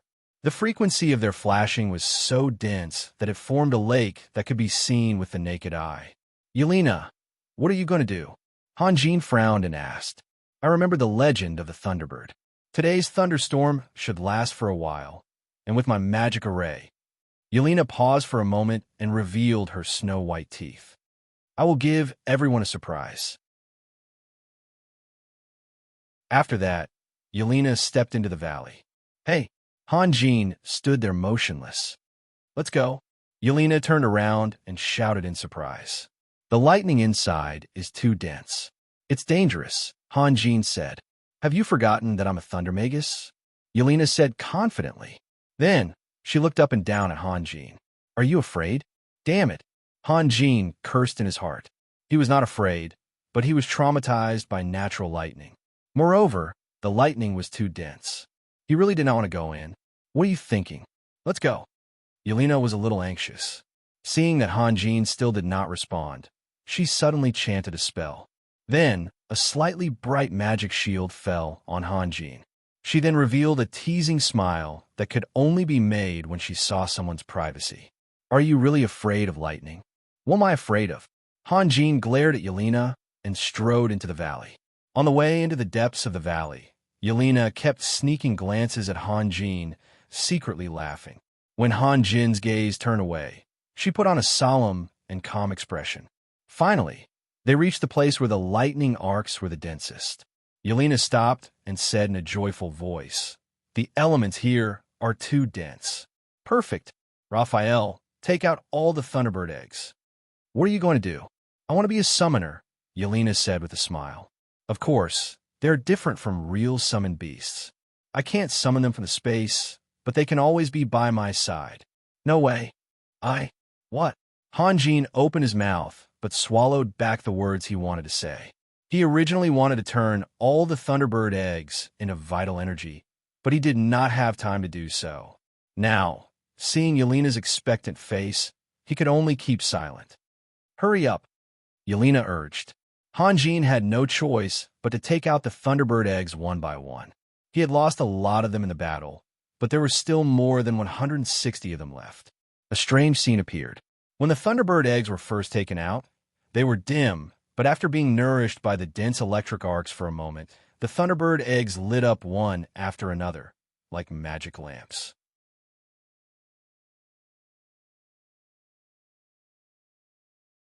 Chapter 241. In modern terms, Yelena was a pure workaholic. She was always immersed in her own magic world, forgetting about time and other people. Perhaps this was the fundamental reason why she was able to become a genius. After an unknown amount of time, the magic shield on Hanjin's body had disappeared. Electric arcs swept past his feet, and he felt a slight numbness. Yelena had been concentrating on controlling the magic array, so he didn't want to disturb her. He gave Gibran a look, and the few of them turned around and retreated out of the valley. Winston and Saxon had thick skin, and they also had combat energy, so it was enough to let them stay behind to protect Yelena. Leger and Gibran built a very simple shed with branches. Mercenaries were not that particular, and they couldn't afford to be particular, so they all hid in the shed to avoid the annoying spring rain. The weather was still very cold, but with Kane around, this was not a problem. Time flew by quickly as they warmed themselves by the fire and chatted. Although they talked about some unimportant things, it was undeniable that friendship often needed this kind of casual chat to strengthen. If they had to talk about future development and other important things when they met, it would be too selfish. Yelena only came out once when it was time for dinner. She only ate a few mouthfuls before returning to the valley. Not to mention other aspects, just this kind of hard work was enough to be admired. The rain was still falling, and the lightning was still flashing, so there was no way to cultivate. Hanjin let Harley out and let him be responsible for the night watch. The few of them half sat and half lay down in the straw shed and fell asleep. In the morning, Hanjin was awakened by a burst of crisp chirping. He stretched his body and crawled out of the straw shed, just in time to see Yelena running over with a smile. Behind her, there was a large group of things that looked like chicks. Yelena didn't sleep all night, so her face was full of tiredness, but she was very excited.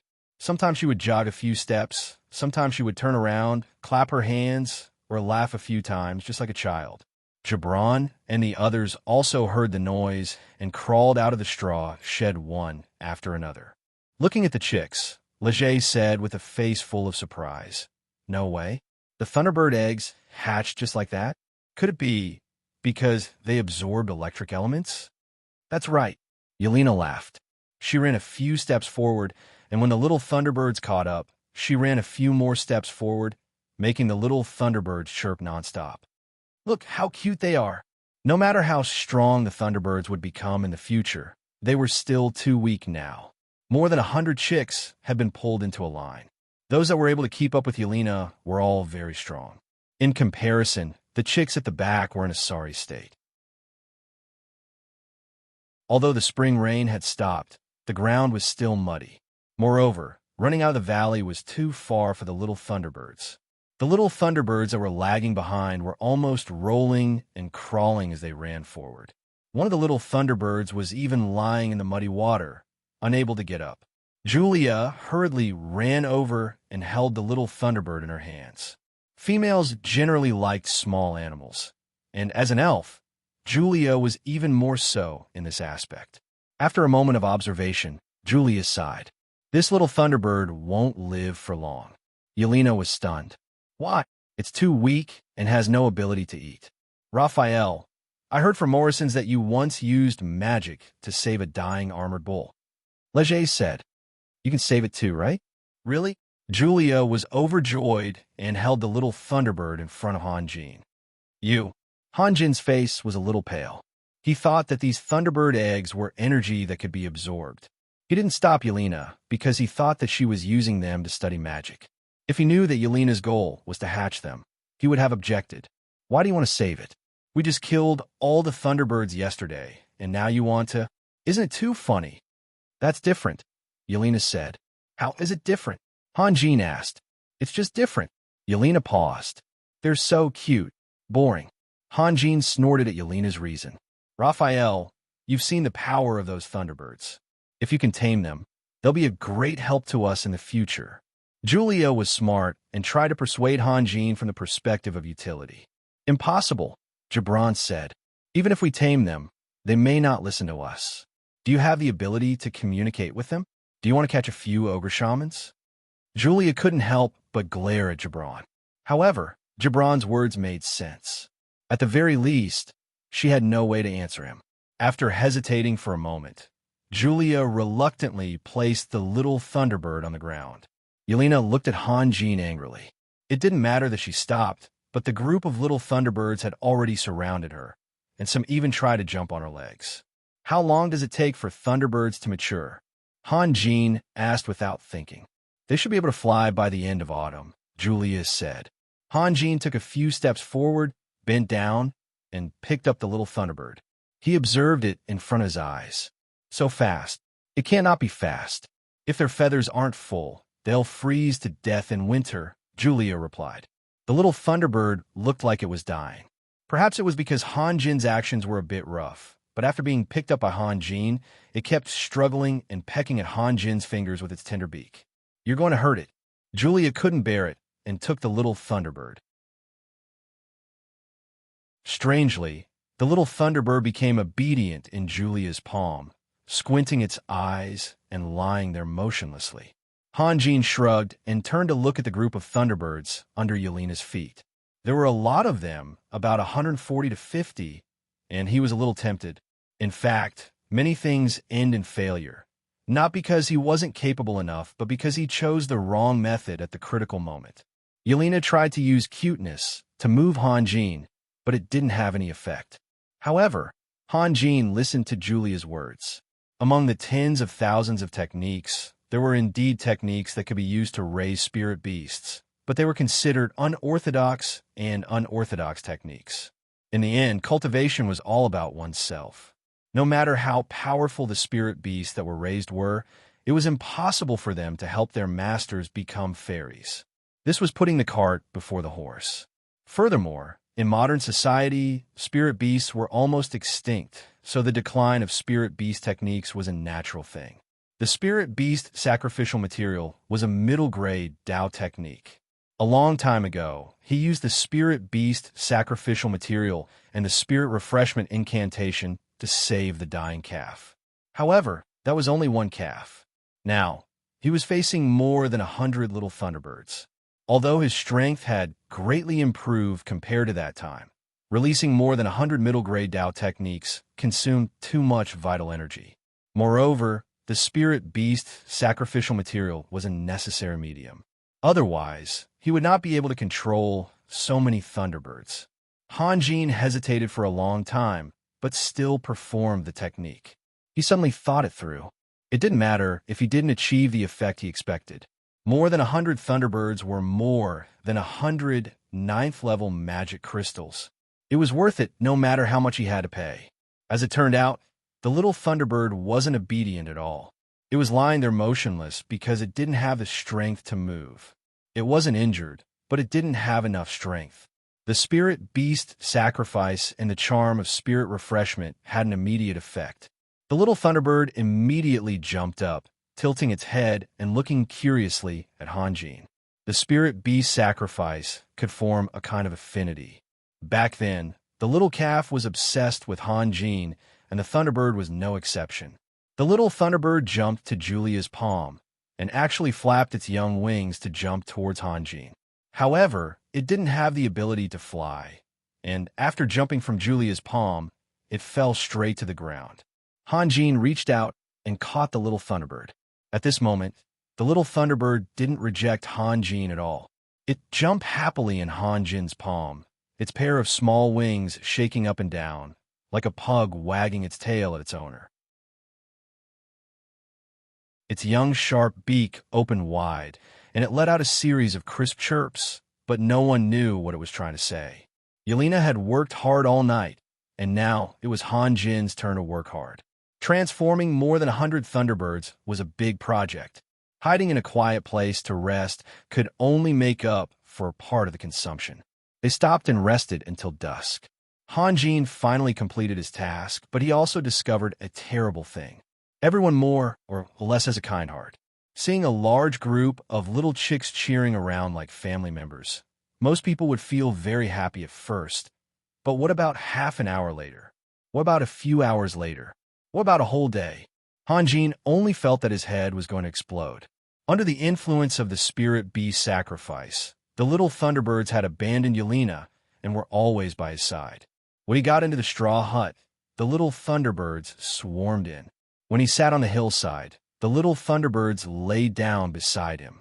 When he jumped on a rock, the little Thunderbirds surrounded the rock. In fact, following them was nothing. At most, he had to be careful to avoid accidentally trampling a few to death. However, the constant chirping was unbearable. Moreover, Han Jin was a person who liked silence, and this kind of noise was even more unbearable. In the end, Han Jin was forced to fly away on his sword. The little Thunderbirds were in a mess, running all over the place. His vital energy had been consumed, and now every little Thunderbird lost was a loss. Han Jin had no choice but to land on the ground again, and only then did he manage to calm the little Thunderbirds down. Han Jin was annoyed, but Yelena and Julia were envious. Especially Yelena. After a morning's rest, she had recovered her energy and had been thinking of ways to lure the little Thunderbirds to abandon the dark side. However, to the little Thunderbirds, she was the dark side. It was not until Leger and Gibran returned from hunting and threw 2 rabbits that Han Jin was finally relieved. In fact, under normal circumstances, at most 1/3 of these little Thunderbirds could survive, but Han Jin's vital energy was not wasted in vain. The little Thunderbirds were each healthier and more active than the other, and in a moment, the 2 rabbits were torn beyond recognition.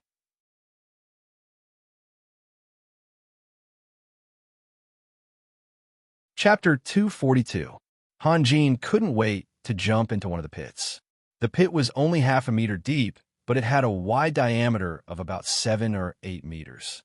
The little Thunderbirds that were chasing after him didn't care about anything else. Wherever Han Jin went, they would follow. One by one, they fell into the pit. In the next moment, Han Jin had already jumped out from the other side. This made it difficult for the little Thunderbirds. They rushed to the edge of the pit and bounced nonstop, but no matter how hard they tried, they couldn't jump over the half-meter deep pit wall. Han Jin clapped his hands and let out a long sigh. "Raphael, what's wrong?" Gibran laughed.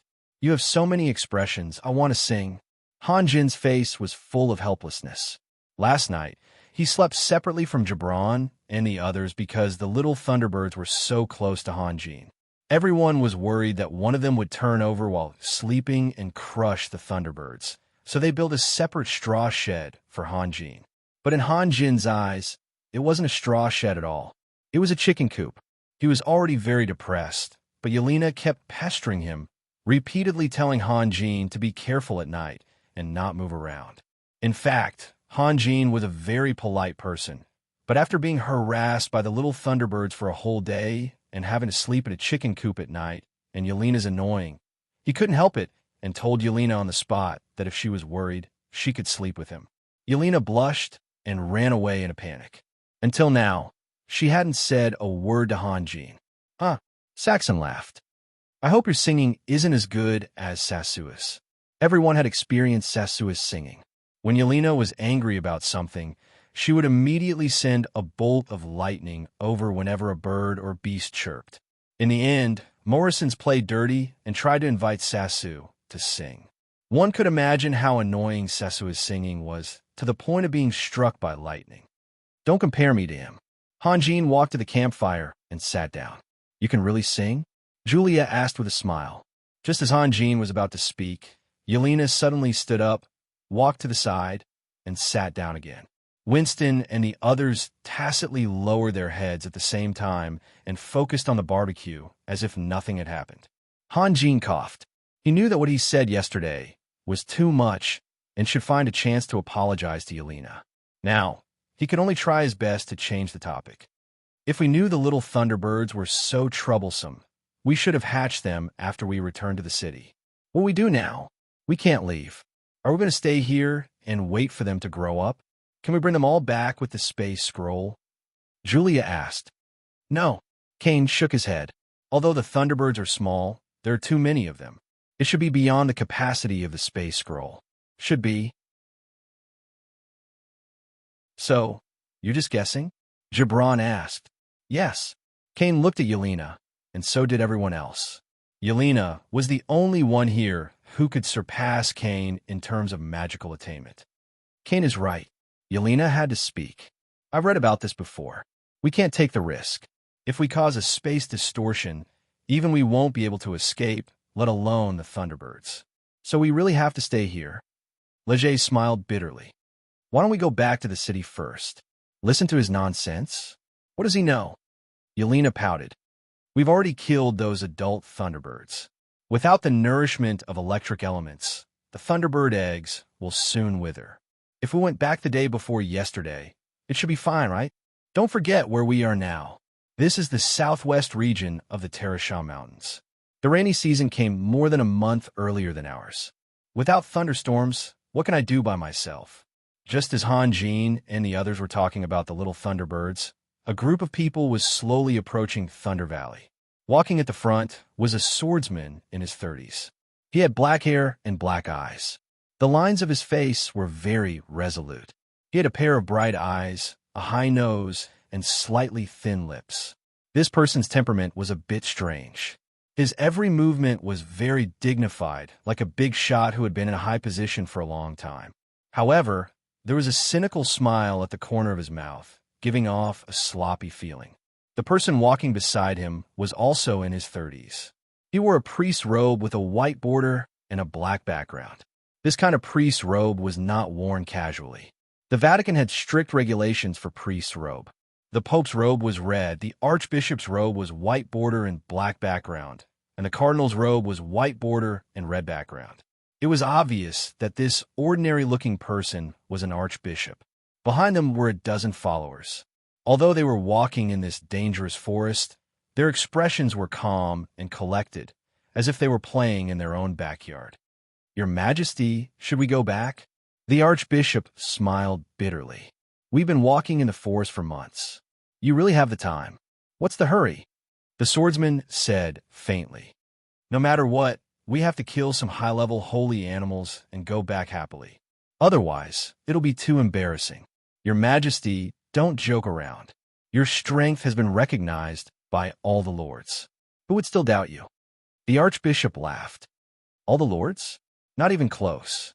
The swordsman looked back at the archbishop. What's wrong? Your face is full of reluctance. You don't want to accompany me anymore? Sigh. The archbishop sighed. Who would believe it? I'm a bishop who promotes love and justice everywhere. How could I accompany someone to hunt in the forest? I know you don't like it, but I like it.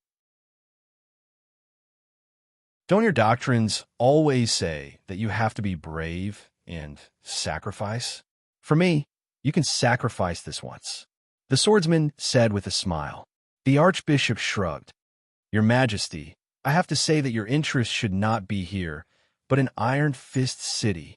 Aren't you worried that something might change? Those who deserve to die are all dead. What change can there be? The swordsman smiled. Forget it. We came out to play to relieve our boredom. Let's not talk about that painful and depressing place. Painful? Depressing? The archbishop was stunned. Others might not understand the swordsman in front of him, but he knew him too well. After all, the two of them grew up together. At the age of 15, he had inherited the position of lord and personally led his army to conquer the world. He had created countless glorious achievements. Up until now, a total of 9 lords had died under his sword. His name had shaken the entire continent. This decisive and powerful king could actually feel pain and depression. You don't understand? The swordsman narrowed his eyes slightly. Actually, I hate it when people share my power. Every time I see those churches, I feel very, very disgusted. The archbishop's body stiffened. He stared at the swordsman blankly, not knowing what to say. Both of them stared at each other for a moment. Suddenly, the swordsman burst into laughter. He reached out and patted the archbishop's shoulder. I was just joking. Look at you, you're so scared." The archbishop revealed a smile that was uglier than crying. "After so many years, you still don't understand me? My faith in the God of light is unshakable." The swordsman stared into the archbishop's eyes. "Do you believe it?" The archbishop did not know whether to nod or shake his head. The swordsman was very ambitious. He liked to be straightforward and even capricious. His hands were stained with the blood of countless people. To say that he believed in the God of light was really a big joke. Nodding went against his conscience. He did not want to flatter anyone, but shaking his head would hurt their friendship. "Actually, I don't believe it myself." The swordsman chuckled. "However, I have to thank you, old friend. I know what kind of person I am. If it wasn't for the restrictions of the Holy See, perhaps I would have become a complete lunatic." The archbishop heaved a sigh of relief in his heart and smiled as well. "This is also the wish of the Pope." The swordsman said calmly. "If a powerful empire appears on the continent, it will definitely pose a serious threat to him." The smile on the archbishop's face stiffened again. Although everyone knew these things, they could not say it out loud. It was just like everyone knew what a person's body looked like.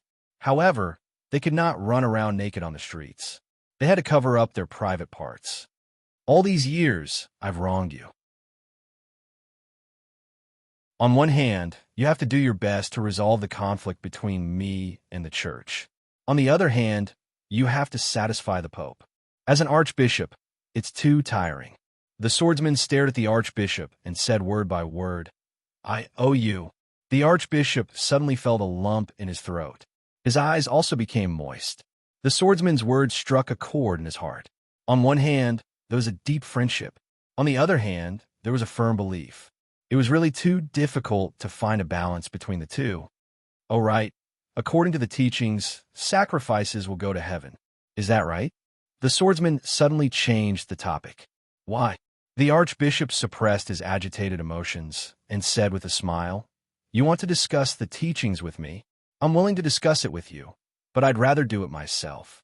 The swordsman moved his wrist, and a sword light shot out. He was extremely fast.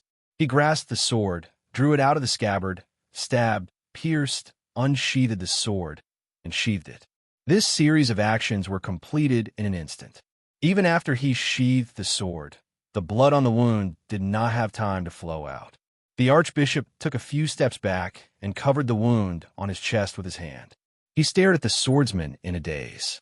His eyes were filled with disbelief. He really could not believe it. The followers behind him were all dumbfounded. They would never have dreamed that their king would attack the archbishop of the diocese, an old friend who was like family to them. You. The archbishop pointed at the swordsman with a trembling finger. "I don't know how to repay you. After thinking about it, I can only send you to heaven," the swordsman said calmly. The swordsman faintly said, "Say thank you to me. We had a perfect beginning, so we should also have a perfect ending, right?" The archbishop slowly lowered his head and looked at the blood dripping from his chest. He then raised his head to look at the swordsman. The psychological blow was far greater than the physical injury. Even at this moment, he still could not react. "Heaven is beautiful, and it belongs to you. The world is cruel, and it belongs to me." The swordsman sighed softly. "I'll give you one last piece of advice. Don't tell a king what to do. Since he can become a king, he will definitely not like the feeling of being controlled by others. No one can. If he can be controlled by others, he will never become a true king." The archbishop took a deep breath and then suddenly let out an angry roar. Waves of extremely violent and even crazy magic waves covered the sky.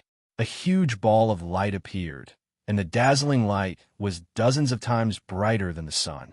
Not only the people in the field, even Han Jin and the others who were more than 5 kilometers away could not help but close their eyes. Then the ball of light exploded, and a shadow formed completely by light appeared in the sky. The shadow was about 100 meters tall, and the light wings on its back stretched out to more than 1,000 meters. It was holding a huge sword with both hands, and the immense pressure made it difficult for people to breathe. The next moment, the shadow swooped down from the sky and swung the huge sword. The burning flames almost split the sky in half. The tip of the sword was pointed at the swordsman who had committed the crime. The followers were all dumbfounded. This was a light element forbidden spell, Angel of Light's punishment. With a loud boom, large swathes of the forest began to churn like the surface of the sea. The soil, sand, and pebbles that were blasted away flew hundreds of meters into the air. At the center of the impact of the forbidden spell, a neat circular tide appeared, sweeping out in all directions at an incredible speed. Wherever it passed, ancient trees, shrubs, and grass were all ground to dust. In the blink of an eye, an empty area of over 1,000 meters appeared in the forest. Moreover, the tide continued to surge outwards, but its power was reduced by a little. In the center, there was a crater that was almost 100 meters wide. Those followers had long been smashed to pieces, and not even their ashes could be found. What was strange was that there were 2 earth pillars that were more than 10 meters tall in the middle of the crater. The swordsman and the archbishop were standing on the 2 earth pillars. Countless starlight flashed on the swordsman's body. The starlight was so dense that it almost connected into one, firmly enveloping his body. Meanwhile, the archbishop was standing in a circular shield. The attack of Angel of Light's punishment came from above. If it couldn't break through the 2 people's defense, it naturally couldn't destroy the ground beneath their feet. It's a pity. You could have become the next pope. The swordsman smiled. Cough. Cough. The archbishop coughed violently. Every time he coughed, he would spit out a mouthful of blood. The blood blocked his throat, causing him to cough again. I didn't want to kill you just now, the swordsman said slowly. The archbishop suddenly raised his head. While coughing, he looked coldly at the swordsman. How could he still believe the swordsman's nonsense? If I wanted to kill you, you would have been dead long ago. Without your head, can you still release a forbidden spell? The swordsman said with a smile. You? The archbishop was stunned. It didn't make sense. With the swordsman's strength, he could have killed him in one blow. But, well, your forbidden spell was released very well. You were killed without a sound. It's inevitable that people will suspect me. As I said just now, I don't want to share my power with others. Moreover, I don't want to share my secrets with others. After all, these people have followed me for more than 10 years. I really can't bear to kill them with my own hands. Thank you. Thank you. Hearing these words, the archbishop was so angry that he almost fainted. However, he still had a glimmer of hope in his heart. The swordsman hadn't made a move yet. Obviously, he had something to say to him. Perhaps there was still room for redemption. This time, no one can stop me, right? The swordsman said softly. My best friend was killed by Laura. I brought the army to avenge my friend. Justice. I am justice. Bah! The archbishop spat out a mouthful of bloody saliva. Lord Laura's faith in the God of Light is much more devout than yours. Do you think His Holiness will believe your lies? No, you can't say that. As long as my army thinks that I am justice, as long as I think that I am justice, it's fine. The swordsman shrugged. What right does His Holiness have to stop me? No one will doubt the friendship between us, right? The archbishop laughed bitterly. Lord Laura wants to kill you. Why would she kill me? Of course Laura wants to kill me. You died in Laura's hands because you wanted to protect me. The swordsman scratched his head. Is it so hard to understand? I wholeheartedly wanted to help you become the Pope. I also put in a lot of effort. Everyone saw it. Laura didn't want you to become the Pope, so she wanted to kill you. This reason is considered normal, right? The archbishop closed his eyes. However, his eyes were filled with despair. Since young, he knew that he was far inferior to the swordsman in all aspects.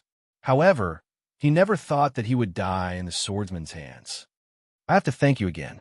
In fact, you also want to become the Pope, right? You have been working hard and cultivated many trusted followers. The swordsman laughed.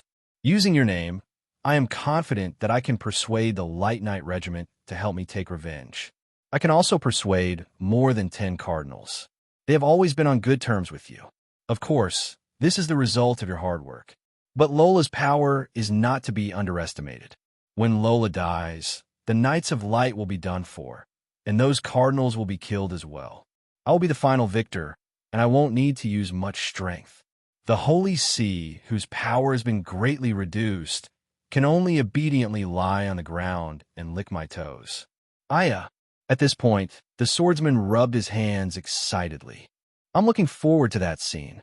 The archbishop looked at him coldly. At this moment, he was prepared to die. He became clear-headed, more clear-headed than ever before. He had seen through his old friend. Unfortunately, his realization came too late. That person was a monster who could maintain absolute calmness at all times.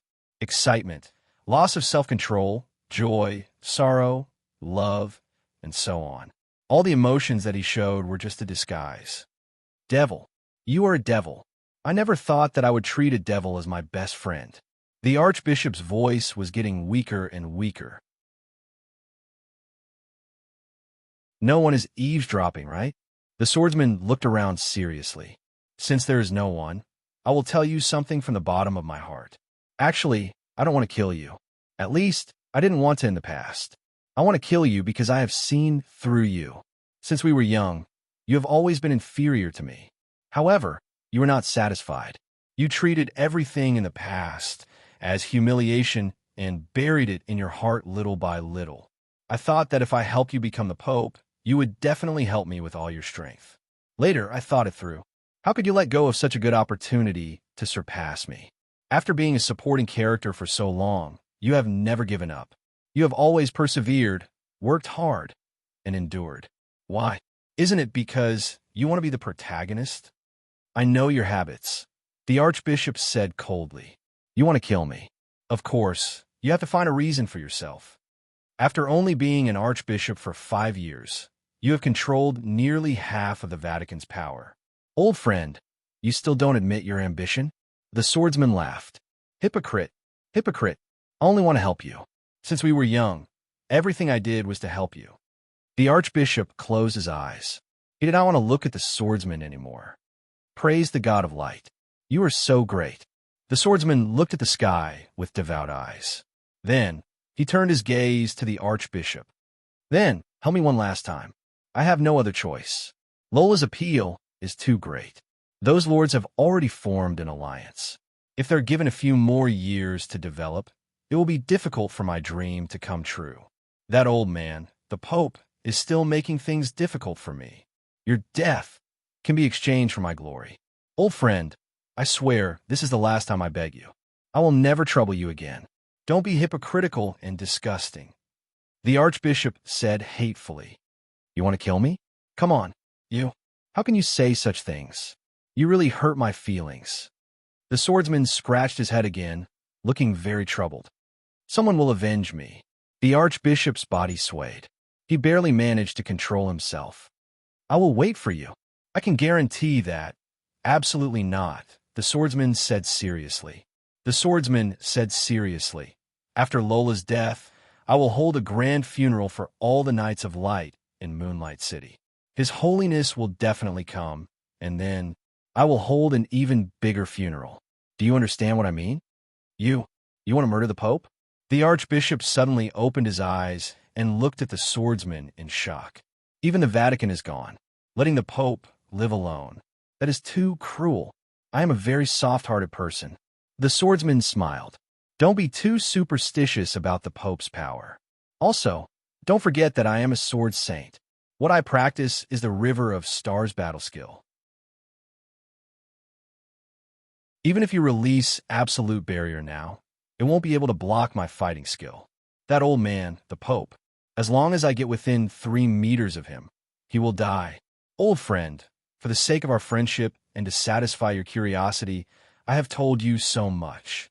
Are you satisfied now? The archbishop seemed to have seen something terrifying. The muscles on his face twisted, and then his body slowly fell to the ground. To be continued. If you want to know what will happen next, please go to www.chidian.com. There are more chapters. Support the author. Support the original reading.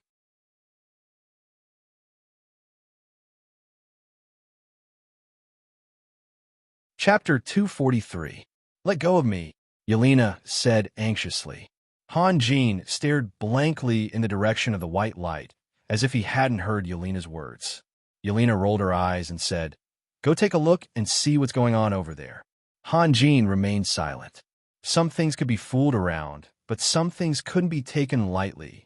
His master had told him before that curiosity killed the cat with 9 lives. If he encountered a battle between cultivators, he must not go and watch the show. If it was none of his business, he must stay out of it and mind his own business. Of course, mind your own business had a specific meaning.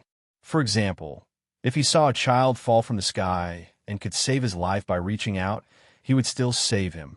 His master meant that it was something that could pose a threat to him.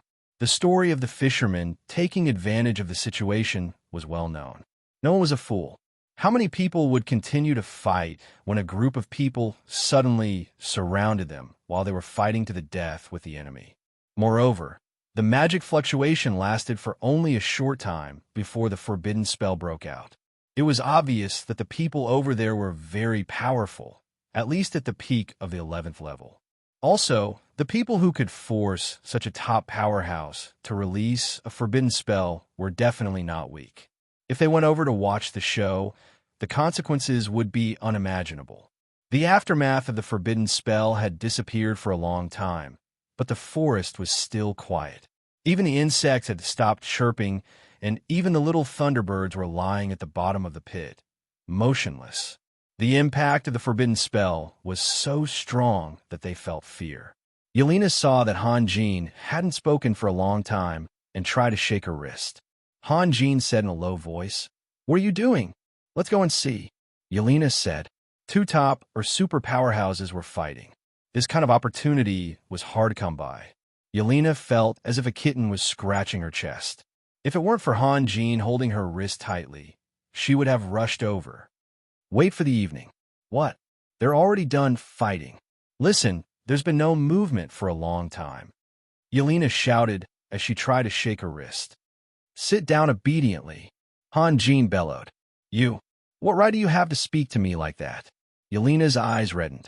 Everyone was around, and Han Jin had scolded her in front of everyone. He was not giving her any face at all. Can you release such a forbidden spell? Yes. Really? Han Jin raised his eyebrows. It's just that it takes a little longer than him, and its power is also a little weaker. Just a little longer, Han Jin said with a faint smile. When they were fighting together against the mercenaries' attack, he had discussed with Yelena in detail in order to grasp the combat power of his companions.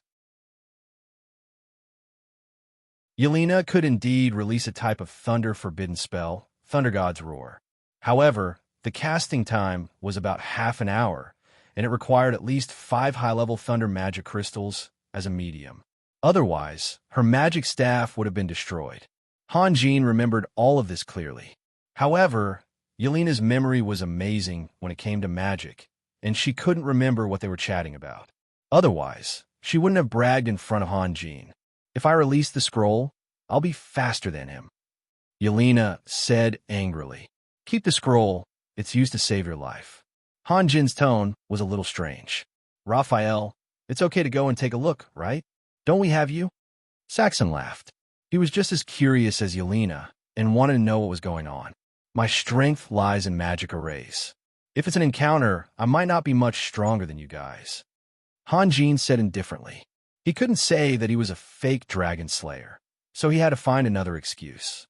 Let's wait here. We'll go when it's dark. The one who released the forbidden spell was a priest. He wouldn't attack us randomly, right? Kane said. What if the one who won was his opponent? Kane shrugged his shoulders and didn't say anything. In fact, they didn't just trust Han Jin, but more or less idolized him. Therefore, they felt that Han Jin didn't need to be so careful. A priest wouldn't run into the forest of magic beasts alone. He must have companions. Why did he only release one attack? Gibran asked with a strange expression. Let's not talk about this. Han Jin shook his head and said in a resolute tone, We'll go when it's dark. You guys be careful. Don't release magic or combat energy carelessly. Don't attract attention. After that, Han Jin took out a few small mirrors from his space ring and set them up around them. Gibran and the others looked at each other. Han Jin himself was a dragon slayer, and with Yelena's help, there was no need for them to be afraid of any powerhouses. However, Han Jin seemed to be extremely nervous, which was incomprehensible. After the 9-palace light magic array was set up, Han Jin was relieved. He looked up and stared blankly in that direction. He had once used the 9-palace light magic array to trap thousands of vampires. He thought that using this array to save his life wouldn't be a problem. At least, he could exchange it for a chance to release the space scroll. What made Han Jin nervous wasn't the forbidden spell, but the bloodthirsty aura of heaven and earth. Cultivators were particularly sensitive to bloodthirsty aura. In his impression, only prehistoric demons or unparalleled heroes could release such bloodthirsty aura. His master once said that the so-called Tao was a kind of persistence, a kind of affirmation of one's nature. Therefore, helping the world and saving people could enter the Tao. Killing could also enter the Tao. Fighting could also enter the Tao. Dancing could also enter the Tao. Happiness could also enter the Tao. Those people or demons with a bloodthirsty aura of heaven and earth were all strong-willed and extremely difficult to deal with. They had great wisdom and also great fearlessness. Once they set their sights on a path, they would never turn back. Even if there were thousands of people, they would still go forward. This was not to praise demons. Sometimes, the devil's nature was the Buddha's heart. Both of them required the same persistence and the same belief. Ever since his rebirth, Han Jin had never been so nervous. Even when he almost died at the hands of Caroline and Betty, his heart was filled with anger and no trace of fear. But now he was really afraid. That aura was similar to a person, the Bloody Knight Gerald. But Gerald only had the smell of blood. Compared to him, he was like a child who had just learned to walk. Although Gibran and the others didn't understand Han Jin, they still followed Han Jin's instructions. They even tried to lower their voices when talking to each other and try to return as quickly as possible. At noon, they only ate some dry bread and didn't light a fire. After half a day of boredom, the sun was about to set, but there was still no movement. Yelena finally couldn't stand it anymore. She stood up and said, "Didn't you say that you would go when it got dark? Is it okay now?" "Wait here, I'll go take a look first," Han Jin said, then repeated himself worriedly, "Wait here." 10 miles wasn't a long distance, and he could cover it with burrow. Han Jin wasn't in a hurry to go out. First, he used his spiritual sense to observe the movement outside. Then, he went out of the ground and flew straight into the air on his sword. Yelena had praised him, saying that he was very fast on his flying sword. Other than dragons and fire phoenixes, no other creatures could catch up with him. Although Yelena also excused herself because she had embarrassed herself at that time, Han Jin was still confident in his flying sword. The surroundings were silent. There was a frightening crater on the ground, and the forest within a radius of nearly 1,000 meters had been razed to the ground. Han Jin wasn't in the mood to enjoy the scenery around him. His eyes were locked on a person lying quietly at the bottom of the crater, motionless, as if he was dead. Han Jin waited for a moment before he lowered his sword and moved his gaze away from the person. There were 2 broken mounds at the bottom of the crater. They looked very strange because the whole crater was very flat, and so was the bottom of the crater. The power of the forbidden spell should be equal in a certain area, so there was no reason for the 2 mounds to exist. Han Jin landed on one of the mounds, bent down, and grabbed a handful of soil and gravel. After observing it for a while, he jumped down from the mound and grabbed a handful of soil from the bottom of the crater. After comparing the 2, he concluded that the mounds were formed after the forbidden spell was released. Then, Han Jin slowly approached the corpse and touched it with the tip of his foot. The corpse had already become stiff, so he bent down and carefully observed it. From the outside, this person had died from an arrow wound. An arrow had pierced through his forehead and came out from the back of his head. There were also a few arrows in his chest and legs. Han Jin used to be a private investigator, so he immediately noticed that something was wrong. The wound on his chest was the one that bled the most, so much so that the exposed muscles were a little pale. It didn't look like an arrow wound. Han Jin wanted to take a closer look, but suddenly he heard a very small sound from afar. He was shocked and hurriedly held his breath. He raised his hand and took out the soul-devouring bead from the space ring. Harley's figure appeared in the air, and then he rushed towards the direction of the sound according to Han Jin's telepathic command. Harley was incorporeal, so he wouldn't be hurt. Of course, he would be in trouble if the enemy was the priest. However, the priest's body was lying at Han Jin's feet, so he wasn't worried. Besides, he could take Harley back in an instant. Harley had just floated out of the crater when he retreated and shouted, "Master, it's Miss Yelena." Han Jin couldn't help but shake his head. With Yelena's curiosity, sooner or later she would bring disaster to herself. "I don't need you to talk." Yelena appeared at the edge of the crater angrily, but when her eyes met with Han Jin's, she seemed a little discouraged. She stammered for a long time, then said softly, "I'll go down and take a look, okay?" "Come down." Han Jin didn't know whether to laugh or cry. She was already here, so why was she still pretending to be a good girl? Yelena smiled, released the levitation spell, and landed beside Han Jin. When she saw the priest's black robe with white edges, her face immediately became serious. "He's a priest. I can see that too," Han Jin said helplessly. "I can also see that he's a man. But he's an archbishop. There are only 3 archbishops in the entire Vatican. Yes, can a cardinal release a forbidden spell?" Han Jin said as he slowly pulled out the arrow from the chest of the corpse. Out of the corner of his eye, he saw a line of small characters engraved on the arrow. "Lola? Who's Lola?"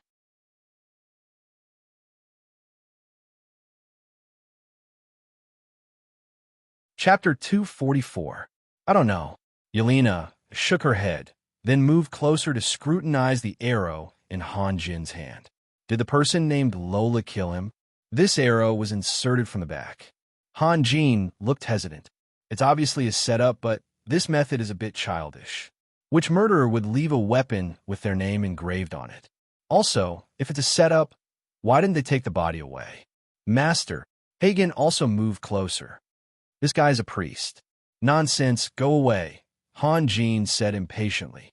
No, Master, don't you feel the fluctuation of the light element?" "Why can't I feel it?" Yelena looked around suspiciously. "I'm very sensitive to the light element," Hagen said confidently. "Maybe it's the residual fluctuation of the forbidden spell." Hagen opened his mouth, but swallowed the words he wanted to say. He also felt that his idea was too unbelievable. Then he floated around and observed the corpse from all angles. After a long time, he finally couldn't help but say, "Master, I feel. What?" Han Jin raised his head. "I feel that this guy is already dead," but Han Jin raised his eyebrows and waved his hand. The soul-devouring orb suddenly lit up, and the next moment, Hagen was sucked into the orb. However, he seemed very unwilling and threw himself on the wall of the orb, waving his arms and legs. But Han Jin had already put the orb into the space ring, and his request was blocked by the space.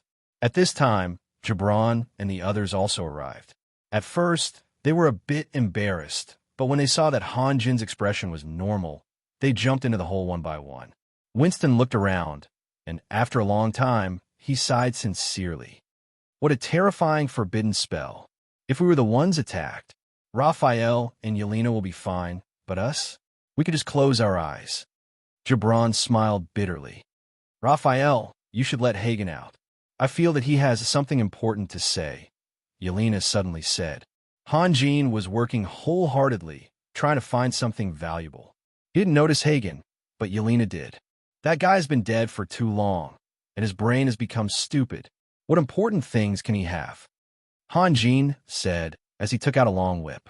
The tip of the whip moved like a snake and penetrated the wound on the corpse's chest, then slowly opened the wound. "Let him out. If he's still talking nonsense, it won't be too late to lock him back," Yelena said. Han Jin shook his head helplessly and took out the soul-devouring bead from his space ring. This time, Hagen had learned his lesson. Without waiting for Han Jin's permission, he immediately shouted out a few simple words. He's dead. But he's not dead. What do you mean? Hanjin was stunned. What are you talking about? Yelena and the others didn't understand either. Hagen breathed a sigh of relief, then explained seriously. On the surface, this person is dead, but he's not completely dead. It's like. Hagen wanted to find something to make an analogy, but couldn't find a suitable one. He was so anxious that he scratched the face of the skeleton. Like what? Just like me. Hagen finally managed to squeeze out a sentence. He then added, but not exactly like me. The more they listened, the more confused they became. Yelena frowned and said, like you? How did you become like this? Hagen was stunned and hurriedly said, you don't understand what I mean. I mean, this guy is not completely dead. He seems to be waiting for something, and I'm asking, how did you become like this? Yelena interrupted Hagen. Hagen paused for a moment, then said with difficulty, I desire eternity. There's nothing wrong with that. Who doesn't want to live forever? Those who say they don't want to don't have the opportunity or the strength to try. They are very sad. When I was young— Shut up. Answer my question, Yelena said through gritted teeth. Hagen looked at Hanjin and saw that Hanjin was indifferent. He hesitated for a moment, then said, it's blasphemy. Death sacrifice? Yelena was shocked. You— Hagen didn't expect Yelena to understand. He was stunned for a moment, then said in a surprised voice, I didn't expect that you also desire eternity. I think we'll be good friends. If there's anything you don't understand, just ask me. As long as I know, I'll tell you. Bullshit. Yelena cursed. She said word by word, you're so evil, so cruel. Hagen's plan to form a united front had been foiled, and he was a bit angry. Among the people here, he was only afraid of Hanjin. Although he didn't have any decent attacking power, it was still difficult for others to cause any substantial harm to him. Hagen shouted, Miss Yelena, you're so hypocritical. Do you still want to deny your desire for eternity? Then how do you know about blasphemy and death sacrifice? Bah, I've seen a lot of hypocrites like you. Bullshit, bullshit. Yelena was trembling with anger. She took out her magic wand, but Hanjin reached out in time and pulled Yelena aside. You've gone off topic, haven't you? Hagen, you said this guy looks like you? What do you mean? I mean, this guy looks like me when I first died. It's like— Hagen suddenly closed his mouth, looked around, and shouted, The sun had already set, and the sky was getting darker and darker. Only now could they vaguely see that the entire crater was filled with countless tiny light spots. They flickered around their feet, passed through their noses and mouths, and floated in the air. However, they did not produce any magic waves. Oh no! Hagen screamed and returned to the soul-devouring orb as fast as he could. Then the omnipresent light spots gathered into a bunch and flew into the sky. At this moment, they sensed the mana fluctuations, and they couldn't be stopped. The mana fluctuations became frantic and extremely fast speed, and the dots of light covering the sky all gathered at a certain point. After a short moment, 100-meter-tall angel made of light appeared in everyone's line of sight. Gibran and the others exclaimed and hurriedly rushed out of the pit. Yelena, on the other hand, was dumbfounded. She stared at the giant angel in a daze, her body trembling like a sieve. She muttered, Impossible, impossible. Hanjin grabbed Yelena, flew out of the pit on his sword, and shouted, Get out of here, quick! Take Yelena with you. After that, he threw Yelena, who was still in a daze, out.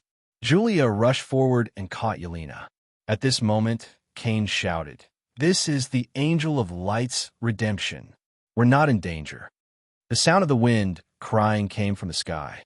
The giant angel slowly knelt down in the air, holding the sword with both hands tightly. The pair of light wings that stretched out thousands of meters slowly folded, like a knight praying about to go to war, solemn and solemn. The arrows on the corpse's forehead, chest, abdomen, and legs began to move, as if they were affected by an inexplicable force. They withdrew from the body bit by bit, then fell to the ground. However, the corpse still didn't react. The light emitted from the giant angel's body became dimmer and dimmer, but its forehead became brighter and brighter. The first thing to disappear was the pair of giant wings of light, followed by the long sword, and then the body.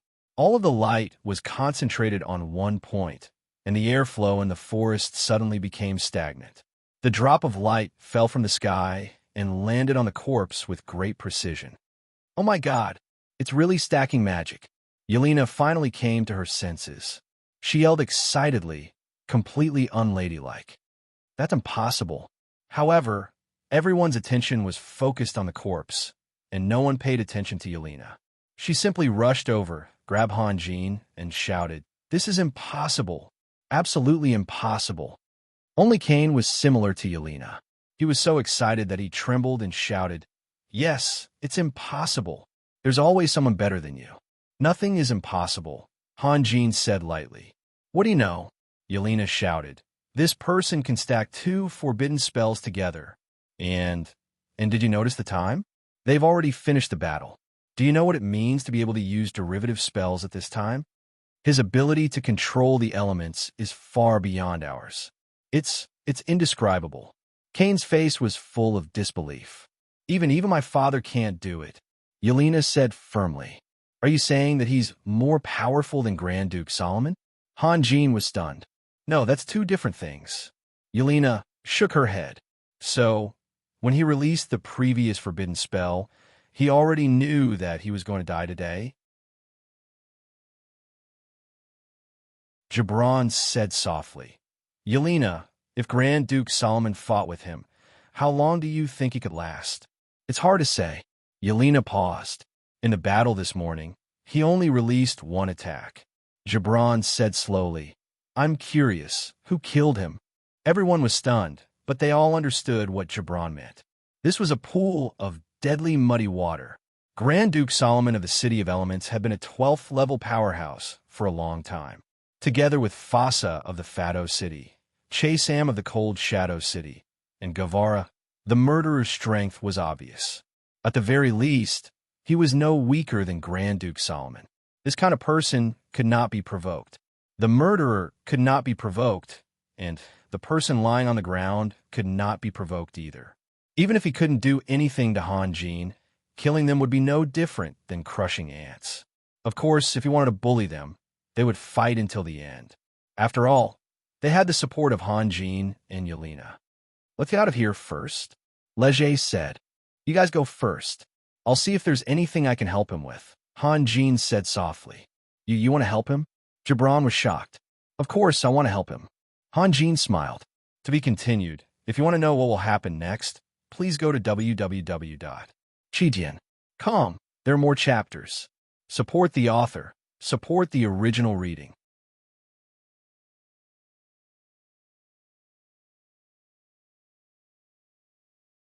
Chapter 245.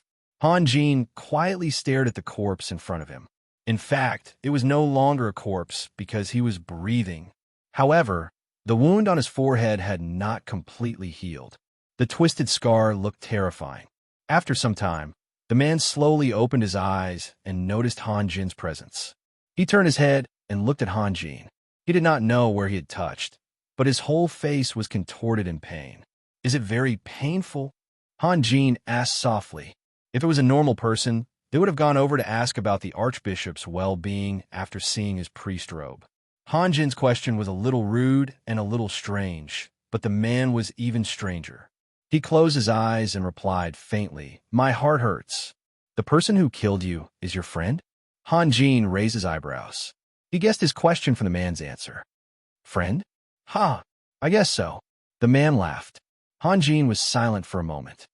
"Is there anything I can help you with?"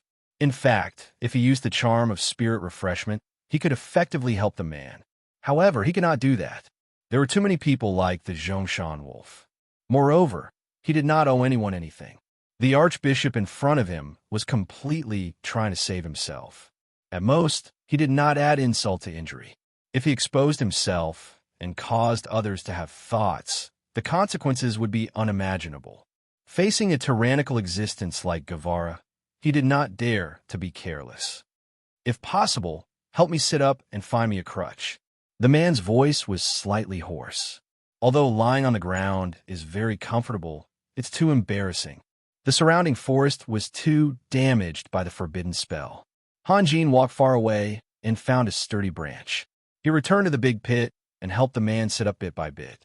He found that the man's body was as soft as a noodle. He asked softly, "Are you very weak now? I've used up too much of my magic power." The man smiled. "The Angel of Light salvation can only save my life. It can't make up for the magic power and physical strength I've used up. I'm now useless. Even a child can easily kill me."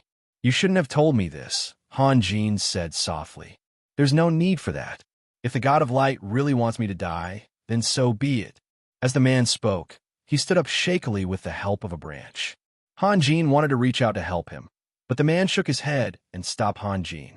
Hanjin had no choice but to retreat to the side. To that person, the mere act of standing up from the ground was far beyond what he could bear. His chest was heaving rapidly, and his body was trembling like a patient with high fever. The branch in his hand was also swaying left and right. "Ha! Don't I look like a child who has just learned how to walk?"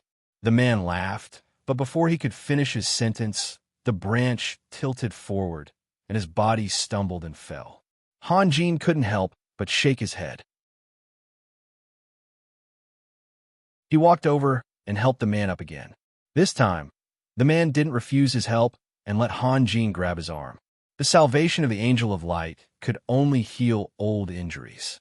His cheeks were scratched, and there were more than a dozen scratches on his face. Drops of blood seeped out little by little and finally rolled down his chin. However, the man didn't seem to feel anything and just kept laughing. Hanjin couldn't understand and just kept observing the man. "Why are you looking at me?" The man also sensed Hanjin's gaze. "You were attacked by your friend, I know. He even stuck a few arrows in you. It seems like he's framing someone." "I know. I also know that he stuck an arrow in himself. What's wrong?" "Nothing." Hanjin shrugged. "It's just, you don't look angry at all, so I'm a little curious." Putting himself in the man's shoes, Hanjin felt that if he were the one who was attacked by his friend, the first thing he would do would be to recuperate. After recovering his strength, he would immediately seek revenge on the murderer. The man's reaction was definitely not that of a normal person. At the very least, if it were him, he would not be able to laugh. The man was silent for a moment before slowly saying, "I have always been living under his shadow." "Your friend, the murderer?" "The murderer?" Hanjin interrupted. The man nodded. "Now, I have finally left the shadow. You don't understand. I am happier than ever before. This land, this forest, this gentle night, and a stranger like you, all of them give me a very comfortable feeling. In the past, I was so busy that I was exhausted. How could I have a mood to experience this world?" "You don't hate your friend?" Hanjin could no longer hold himself back and went straight to the point. "Why should I hate him? Many people have said that he and I are the same type of person. Only, I'm not as ambitious as him." The man smiled. "Besides, he has a reason to kill me. I really want to surpass him." "Surpass him? This shouldn't be a reason to kill him, right?" The man looked at Hanjin. "If your friend's strength is about to surpass yours, what will you do?" Hanjin thought about Morrison's, Sunir, Sisu, Leger, and the others. After a moment, he smiled. "I will be very happy." Hanjin was telling the truth. He was a self-cultivator, and his goal was to cultivate an indestructible golden body. He had never regarded any of his friends as a goal to surpass or defeat.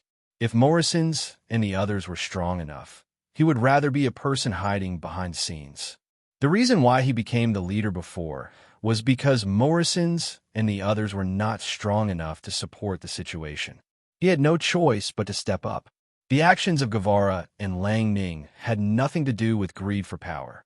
It was also because Leger was not good enough. Hanjin agreed with the judgment of Guevara and Lang Ning. With Leger's style, he would only destroy the foundation of Riptide. Sooner or later, it would be swallowed up by others. The man stared at Hanjin as if he was judging the authenticity of Hanjin. After a moment, he sighed. "Maybe you will be happy for your friends, but not him." The great Emperor Nicholas will never allow anyone or any life to surpass him. If he had the strength, he would even challenge the gods. Your friend is called Nicholas? He is a king? Han Jin asked in surprise. The title of king was not for nothing. Only those who owned at least 7 or 8 provinces were qualified to be crowned as kings. In the area of isolated Cliff City, all the territories of the lords, including Grand Duke Solomon and Forza's Fado City, were only 9 provinces. Yes, the man said softly, "My name is Jeddis, the Bishop of the Iron Fist City Archdiocese and the Supreme Arbitrator of the Inquisition. What's your name?" A friendly stranger. "My name is Raphael." The man was stunned. "That's it? How complicated can it be? Can you at least tell me which city you are from?" "Black Raven City. I seem to have some impression of it." Jeddis thought for a moment and shook his head. "I can't remember, but the name is terrible." "Yes." Han Jin nodded in agreement. "When I go back, I should talk to them and change the name. Otherwise, people will misunderstand and think that I am Zagun's man." "You are a new lord?" "Not yet." Han Jin paused. "How do you know?" "The name of a city can't be changed casually, except for the lord," Jeddis said slowly. "Why didn't you tell me that you are a lord? Identities can change at any time. There is nothing to say, but my name will never change." "This thing? You don't seem to care about your identity at all." Jeddis laughed. Han Jin shrugged and didn't say anything. "I thought you were just a powerful mercenary. I didn't expect you to be a lord." I said, "Not yet." Han Jin was stunned. "My strength? There's so many footprints. You're not the only one who came to watch. They are all your companions, right?" Jeddis laughed. "You let them leave because you were worried about an accident, and your companions agreed to let you stay alone. This proves that they trust your strength." Han Jin's face turned slightly red. It wasn't difficult to analyze all those things on the surface, but the reaction of the person in front of him was too weird. There was no crying, no anger, no sadness. From his appearance, it was impossible to tell that he had once been a victim. Therefore, Han Jin had focused all his energy on guessing the story behind it, and had forgotten the superficial things. Han Jin bent down, picked up an arrow from the ground, and handed it to Jeddis. "Your friend's method of framing is a bit childish. Look, his name is written on it. Who can he fool? He even stuck an arrow in himself." Jeddis did not take it and only glanced at it. There are 3 kinds of people in this world. The first kind are fools. They will immediately become angry when they learn that their king has been plotted against. Childish or not, it doesn't affect them much. The second kind are ordinary smart people.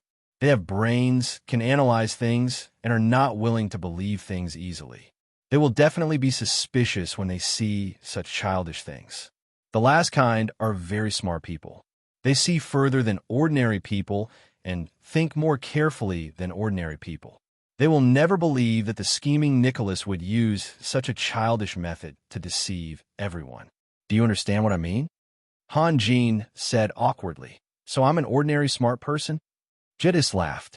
"I can guarantee that after Nicholas returns injured, he will insist that Lola is an innocent person and that he and Lola were both framed by someone else. Why don't you hurry back and expose his plot?" "It's too late." Jeddis' eyes finally showed pain. "He took me around the forest for 4 months before he attacked me. During these 4 months, he had already made all kinds of preparations. If I had been able to detect his plot 4 months ago, I might have been able to stop him. Now it's too late. I wasn't his opponent in the first place, and he had 4 months more than me. Haha, besides, I'm just a piece of trash now. How can I walk out of the forest? You can hire us to send you back. Will you send me back? I can satisfy all your conditions. Will you?" Jeddis said with a smile. "No, of course, Han Jin would not send him back. This kind of muddy water was too big a threat. But you didn't have to tell me so much. You could have lied to us and let us send you back." Han Jin was being evil. He was actually thinking for Jeddis. "I never lie," Jeddis said lightly. "Not in the past, not now, and not in the future." Han Jin was stunned. "I never lie" was a lie in itself. He did not believe that there was anyone in the world who did not lie. However, Jed's eyes were so firm and persistent. He could not understand what kind of support could make Jedis say such absurd things. Nicholas framed Lola. His plan must have involved a lot of people, right? Among them maybe your friends or even your family. If you lie to us, at least there's a chance to save the lives of your friends and family. For this, you won't lie. Jed's face suddenly twisted, and his chest heaved up and down. There was sadness, anger, hesitation, and even a trace of pleading in his eyes. After a long while, everything returned to normal, and Jed's coughed softly. Reasons will never be lacking. Just like those fallen ones, they can always find all kinds of reasons to fall, and they can even blame it on the god of light. However, a fall will always be a fall, and no matter what reason is used, it can't be covered up, and lies are the same. In fact, I have many opportunities to lie, and I have also encountered many temptations that force me to lie. However, I am still a believer, not a politician. You? Han Jin felt that the person in front of him was simply unreasonable. It's useless to go back. Even if I appear in Iron Fist City now, it will only cause my friends to die faster. No matter what Nicholas does, he will make adequate plans, including failure, Jedis said softly. Jedis said softly, my mission is to restrain Nicholas' ambitions. To put it bluntly, my existence is to force Nicholas to stop. Since he has already decided to do it, no one can stop him. You are not completely without a chance, Han Jin said earnestly. Perhaps Nicholas is very powerful. If you go back, once you're discovered, it will immediately bring disaster to your friends. However, you can let someone else go back for you. For example, you can give something that can prove your identity to someone you trust and ask him to go back for you. At least you can't let Nicholas frame others, right? Jedis stared at Han Jin and smiled. He said slowly, can you help me? No. Han Jin blinked his eyes. Suddenly, he couldn't say anything. This is the only way, although the possibility of success is very small. Jedis said softly, perhaps the moment you expose Nicholas, you will immediately be attacked by the Knight of Light and the Cardinals. No one will believe you, but this is the only way. Wait, I didn't promise you. Han Jin said anxiously. I was just giving an example. I know, you can refuse, Jedis said. No one, not even gods, is qualified to make others sacrifice for themselves. I don't blame you.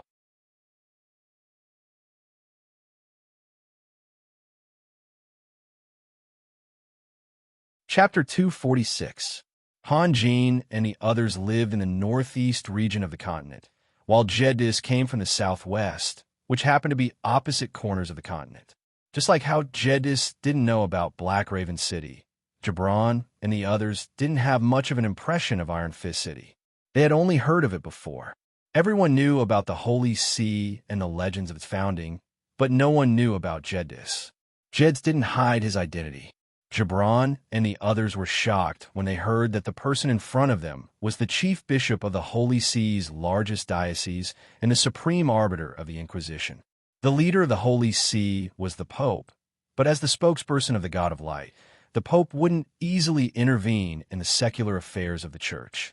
As a god, of course, he had to maintain a detached attitude. Under normal circumstances, the Holy See's affairs were handled by the Cardinal and the Inquisition. There were similarities in the way any organization did things. With a stick in one hand and a carrot in the other, both attitudes were indispensable. The stick had to be hard enough, and the carrot had to be sweet enough, otherwise there would be an imbalance. The Inquisition was undoubtedly the fist of the Holy See. Jeds controlled the highest military force of the Holy See and managed the largest diocese of the Holy See. He could also intervene in government affairs and had great authority. He was worthy of being the second most powerful person in the Holy See. If one were to compare identities, even the Grand Duke of Solomon couldn't compare to him, let alone Yelena. Jed's way of doing things gave people an indescribable feeling. He wasn't arrogant because of his status, nor did he feel inferior because of his current powerlessness. No matter who he was facing, even when talking to Han Jin, who had rejected his request, his attitude was the same and calm.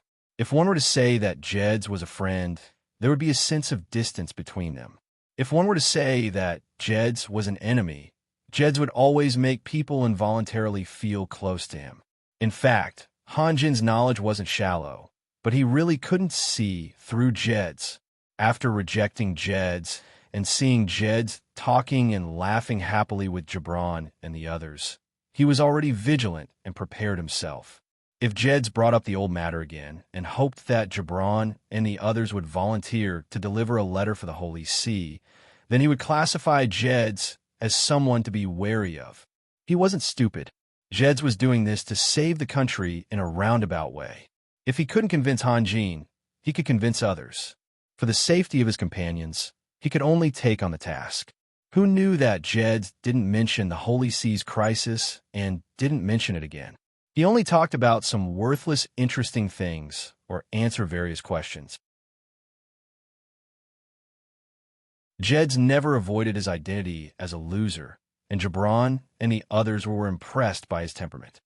They were especially curious about Emperor Nicholas the Emperor. They want to know what kind of person could defeat the unparalleled in the world. Hanjin, on the other hand, felt more and more uncomfortable. Although he knew that it was ridiculous for the eunuch to be more anxious than the emperor, he couldn't control himself. A voice was telling him to help if he could. With the speed of his flying sword and the protection of the earth, no one could pose a threat to him. Moreover, he was just going to deliver a letter. Another voice was telling him not to meddle in other people's business. The most important thing to do now was to improve his strength. Everything else should be put aside. At this moment, Gibran and the others were sitting next to Jed's, listening to him talk about a war. It was Nicholas's first battle after inheriting the position of lord. At that time, Nicholas had just turned 18 and had been a lord for 3 years. Although the people's lives were much better under his governance, he didn't do anything outstanding. Many people thought that Nicholas had just inherited the benefits of his predecessors. Later, Lord Lin of Doreen City, a city near Iron Fist City, requested a marriage alliance with Nikolai. Nikolai happily agreed. At that time, Nikolai's power was a little weak. He personally brought a dozen guards to protect his 17-year-old sister, Marion, and rushed to Doreen City. Lin warmly entertained Nikolai. This was supposed to be a good thing for both sides, but in the end, something went wrong. Lin got drunk at the banquet and forced his way into Marion's room. He raped her. In fact, this wasn't a big deal. Although the two were more than 20 years apart, the wedding was about to be held. It was normal to practice in advance. Who knew that Lin would get drunk and let a few guards take turns raping Marion? He sat there and watched, clapping his hands and laughing. Marion agreed to marry Jolson to make a sacrifice for her brother. However, the sacrifice could not be at the cost of dignity. When Jolson walked out of the room with satisfaction, Marion asked the maid to inform Nicholas, and then she pulled out her sword and committed suicide. Nicholas was so angry that he did not care that he was in the enemy's capital. He immediately launched an attack and killed the drunk Jolson on the spot. It was said that the battle was extremely tragic. Nicholas fought an entire province by himself. His guards and his sister's maids were all killed. In the end, he was the only one left. He carried his sister's body and fought his way out of a river of blood and returned to his territory. At that time, Nicholas's strength was far less than it was now. Although he came back alive, he was injured dozens of times and was on the verge of death. Fortunately, several cardinals happened to be recruiting believers in Iron Fist City. Jed's was one of them. Under Jed's pleas, several cardinals worked together to cast a spell and save Nicholas's life. Following that, Nicholas held a grand state funeral for his sister Marion. Then, he personally led an army to take revenge. Lin was killed, and Doreen City was leaderless. They couldn't resist Nicholas's crazy attack. It only took 7 days for Nicholas to conquer the whole of Doreen City. In that battle, Nicholas made a leap. In the hearts of all the people of Iron Fist City, he had become a shining hero. His influence in the army was also at its peak. In fact, the combat power of Iron Fist City was not very strong, and the morale of the army was not high. In the past, they were always bullied by Doreen City. If it weren't for the protection of the Holy See, they might have been wiped out long ago. And Nicholas's achievements were like the most powerful stimulant, making all the soldiers incomparably brave. Their lord dared to kill his way into the enemy's capital alone, and even killed the enemy's lord. What was there to be afraid of? In those 7 days, the rhythm of the soldiers' battle could completely keep up with Nicholas's footsteps. Wherever Nicholas rushed, they shouted and followed. They were unstoppable, and all the enemies in their way were crushed into powder. For the surrounding lords, when the army of Iron Fist City was mentioned in the past, they would twitch their lips. But in those 7 days, the frightening Iron Army had begun to show signs of its strength. It was an army that was completely condensed from Nicholas's blood, courage, and will. As long as Nicholas was still alive, they were invincible, and those lords who used to look down on Nicholas had become the dust of history. What was even more tragic was that all the meaning of their existence was only to prove Nicholas's strength. After the great victory, Nicholas's reputation soared. He immediately replaced the left and right governors. When he inherited the title of Lord at the age of 15, all the officials, big and small, bullied him because of his young age and looked down on him. Nicholas had been holding back. Now, in just a few days, he firmly controlled the political and military power.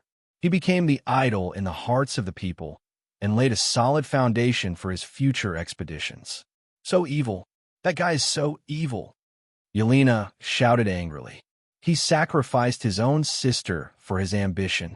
Doesn't he have any human feelings? Because of Jedis, she had a preconceived impression of Nicholas and believed that it was all a conspiracy. If it wasn't for Jedis, she might have liked Nicholas very much after hearing this story.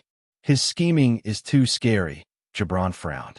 Gibran frowned and said, taking advantage of the situation to firmly control all political and military power. Is this what he really wants? You're wrong. Jedi smiled. What? How are we wrong? Yelena was stunned. If you want to judge a person fairly and accurately, the most important rule that must be followed is that you can't doubt the motives of others in the name of morality, Jedi said calmly. There's no way to prove a motive, and we're talking about that war, not Nicholas. Doubting and revealing a motive is a deviation from the topic. Besides, self-interest is a common trait of all intelligent life. Under certain circumstances, maximizing one's own interests is not a sin. Hey, we are helping you. Yelena was a little dissatisfied. Thank you. Jedi smiled. But let's not waste energy on things that can't be proven. Let's think about what can be proven. His bravery, his fearlessness, his wisdom, his determination, all of these have you seen clearly? If Nicholas is so powerful, why does the Vatican fight against him? Hanjin couldn't help but ask. Since yesterday, his heart had been in a fierce battle. Because of differences in principles, Jedi said softly. We are the servants of God, and Nicholas wants us to serve him like we serve the God of light. So, sooner or later, the Vatican and Nicholas will go against each other. In fact, the Pope and Nicholas have already seen through it, but the Pope wants to drag it out. After all, human life is limited, and dragging it out is victory. The successor can only inherit Nicholas's foundation, but not his will and power. But Nicholas doesn't want to waste time with us. After that, Jedi stood up and walked to Hanjin. He smiled and said, My friend, you don't look so good. What's troubling you? You know, Hanjin replied slowly. He still couldn't figure out why he wanted to help Jedis. Was it because of an indescribable influence? How would I know if you don't tell me? Jedis laughed. Ha! Hanjin also laughed. Jedi's words reminded him of a famous line. Didn't you say you never lie? You know, but you pretend you don't. Is that a lie? I don't know if what I'm guessing is what you're thinking. Jed shrugged. Why don't you tell them that you need a messenger? You should be able to see that they won't refuse you. You are the strongest among your companions, aren't you? If even you don't dare to accept my request, they will only sacrifice themselves in vain. At least you can force me to agree to it. Don't you think that's unfair to you? Jedi said softly. But if you do nothing, won't it be unfair to your friends and family? Jedi's was silent for a moment. Right now, I am powerless to change fate. You mean, I have the ability to change fate, but I'm not willing to help you, right? Han Jin smiled bitterly. How would they get back to the topic? Jedi's fell into silence again, and Han Jin also remained motionless. However, his eyes narrowed at a very slow speed, and his eyebrows became lower and lower, as if he was enduring an invisible pressure. The air also became stagnant. Gibran and the others didn't know what was going on, nor did they understand what Han Jin and Jedi's were talking about. They could only stare blankly. Suddenly, Han Jin's eyebrows twitched like an unsheathed sword. The stagnant feeling in the air was swept away, and his eyes opened. He slowly stood up and said without rhyme or reason, "The scenery in Iron Fist City must be very beautiful, right?" You, Jedi showed a shocked expression for the first time. My friend once told me a story.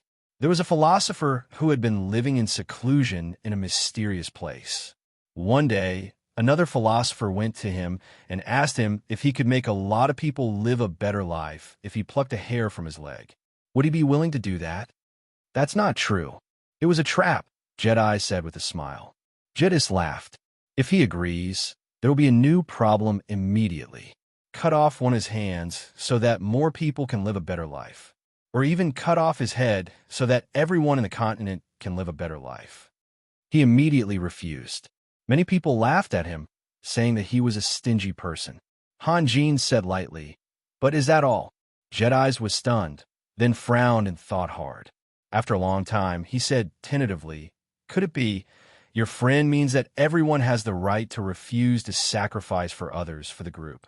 Only then will the relationship between people become truly equal?" I don't know. Han Jin smiled. You are a person who can uphold justice. You won't change just because you are close or distant. Maybe you are a true believer. I like you. Gibran and the others didn't know whether to laugh or cry. This was the only thing they could understand. Jedi's smile bloomed little by little. Is that why you are willing to help me? You won't lie to me, and I won't lie to you, Han Jin said softly. It's not all because of this. Ever since he met Jedi's, he had always been restrained in front of him. But now that he had truly let go, he was able to do as he pleased. On Han Jin's path of cultivation, energy wasn't a problem. His state of mind was the most important thing.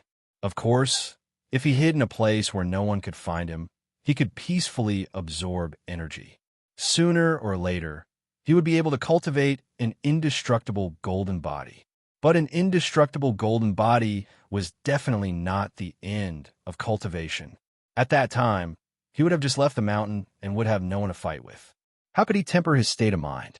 Maybe at that time, he would find a stronger opponent and then have to hide? After Han Jin made the decision, he immediately knew that he had done the right thing. He let go of his fear and panic, and his heart became extremely light. This was true freedom. Since he really wanted to help Jedi's, and the hostility of the world was faintly threatening him, then he might as well go and help. To be continued. If you want to know the future, please go to www.chijian.com. There are more chapters. Support the author. Support the original reading.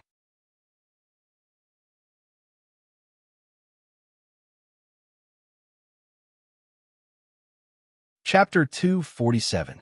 A streak of green light shot down from the sky, its dazzling tail extending extremely long. Looking from below, it looked like a rainbow flying freely in the sky. It came from the end of the sky and cut the sky in half, then headed towards the end of the other side. Han Jin had decided to help Jeds. Gibran and the others didn't say anything in front of him, but behind his back, Gibran and Leger went to Han Jin and raised their objections. What Han Jin didn't expect was that Leger was particularly agitated. Leger wasn't a fool. Guevara and Lang Ning's actions couldn't be hidden from him. This time, he and Han Jin were completely open. Some people said that a leader must be someone with both integrity and talent. However, in this world, integrity and talent weren't important. What was important was strength. Leger was only a grade 8 thief, so he admitted that he wasn't qualified to be a lord. Han Jin was the best choice for everyone. If he forced himself, not only would he hurt everyone's feelings, but he would also become a laughingstock. In fact, the one who influenced him the most was Guevara. Without Guevara's nurturing, his father, the Knight of Conrad, wouldn't have been able to leave the village. At most, he would have become a shoemaker, a carpenter, or a farmer. He used to believe that his father was right, but Guevara abandoned him. It was because of his persistence and conviction that he was abandoned, so Leger was very sad. Of course, the abandonment here had a special meaning. Guevara abandoned his own ideas and his determination. If someone wanted to hurt Leger, Guevara would definitely save him. Everything was determined by human nature. If Leger was a person who liked to be stubborn, he would definitely hate Guevara, Han Jin, Lang Ning, and the others. However, Leger was very pure in some aspects. He remembered Guevara's nurturing and also remembered that during his most painful and desperate times, it was Han Jin, Sunir, and the others who stood by his side and fought side by side with him. They saved Lang Ning and finally took control of Riptide. He never doubted Guevara's intentions and also trusted his friendship with Han Jin and the others. However, someone had to be wrong. Otherwise, where did the conflict come from? Leger chose to remain silent, waiting for the facts to prove that he was right. Even if he knew that Lang Ning had launched a series of actions in the army, he still didn't say a word.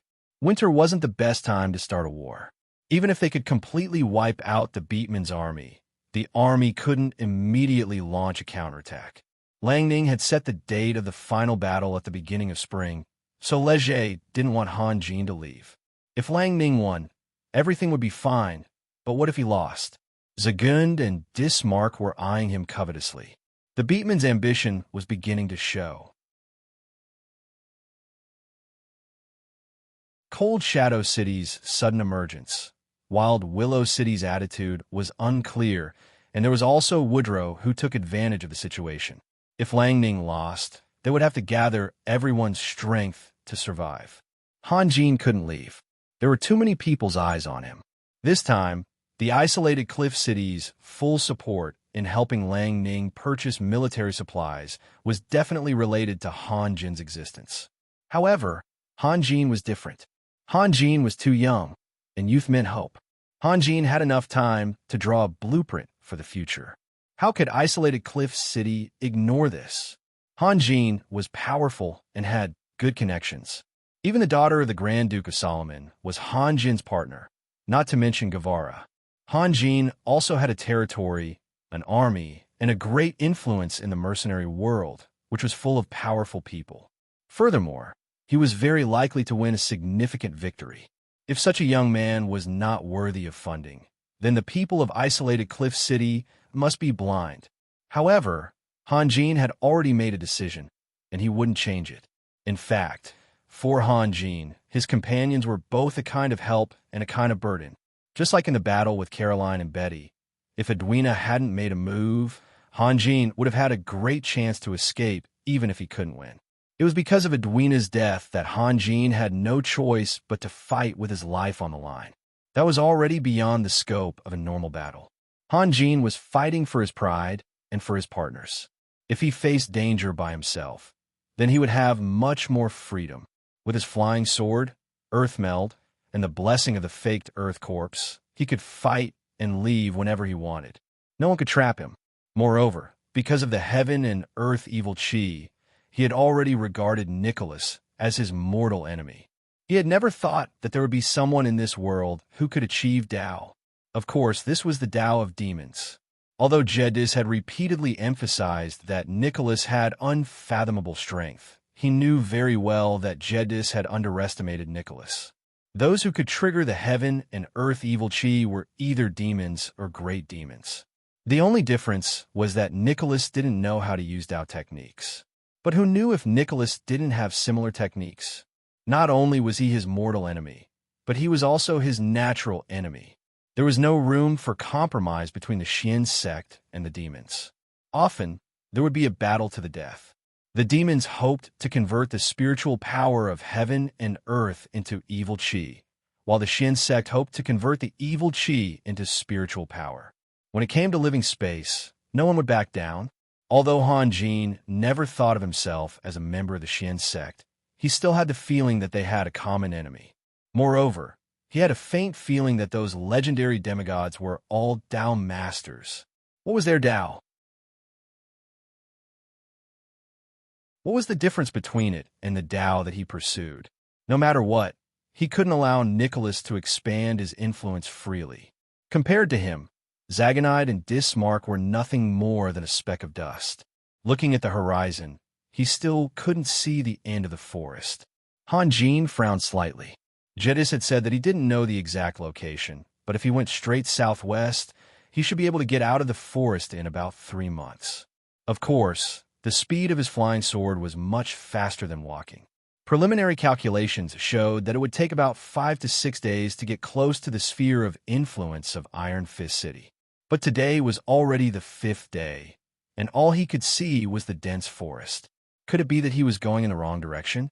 That was impossible. If he was trapped in a magic circle, getting lost was nothing, but getting lost in nature was a big joke. Cultivators were extremely sensitive to heaven and earth, the sun, the moon, and the stars.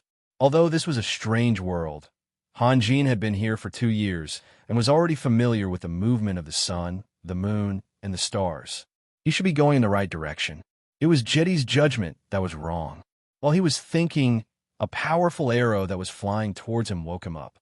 The arrow was flying at an extremely fast speed, but Han Jin had accurately judged that the arrow wouldn't hurt him, so he just shot it before the green light could reach him.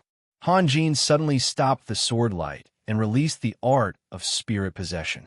He turned his head and looked at the direction where the arrow came from. In fact, the art of spirit possession didn't play a big role, but what he needed was a quick reaction, improved hearing, eyesight, and so on. More than 400 meters below him, a few figures jumped onto the branches. Then, Han Jin heard faint exclamations. God, that's really a person. It's a person. Han Jin drove his sword and slowly flew toward those people. The other party only used arrows to test the green ray, so it didn't seem to be very aggressive. It was a good opportunity to ask for directions. He couldn't afford to delay. Jedis had said that Nicholas had already used the space scroll to return to Iron Fist City. The more time he wasted, the better Nicholas' preparations would be. Once Nicholas convinced the Light Knight Order, there would be no point for him to be a messenger. The distance between the two parties was getting closer and closer, but they were still vigilant. Han Jin could clearly see that there were about a dozen people on the other side, led by a 17 or 18-year-old girl. The rest were all strong men, each more majestic than the last. Only an old man stood beside the girl. His hair was white, but his face looked very young. He had a standard ruddy complexion and white hair, so his specific age couldn't be determined.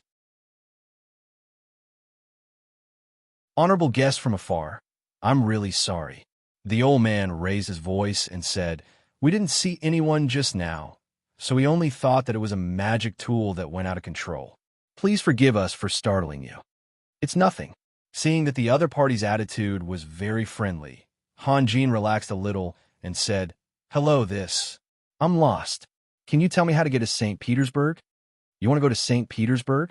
The old man thought for a while and said, Go northwest, about 700 miles. Thank you. Han Jin nodded and then slowly rose. Wait, you want to fly to St. Petersburg? The old man raised his voice and shouted. Why? Then you will have to pass through the airspace of the kingdom of magnificent light. You will be attacked by them. I'm just passing by. Why would they attack me? Han Jin was stunned. You came from afar, so you don't understand. The kingdom of magnificent light is a fully militarized country. No matter if you want to travel by air, river, or land, you must get their permission. Otherwise, they will treat you as an invader. I'm an invader? Ridiculous. Han Jin smiled. He didn't care at all. At most, he would just fly a little higher. Want to attack me, Han Jin? Let's talk about it after I catch up with him. Seeing that Han Jin didn't listen to his advice, the old man opened his mouth again. At this time, the girl interrupted and said, Don't worry about him.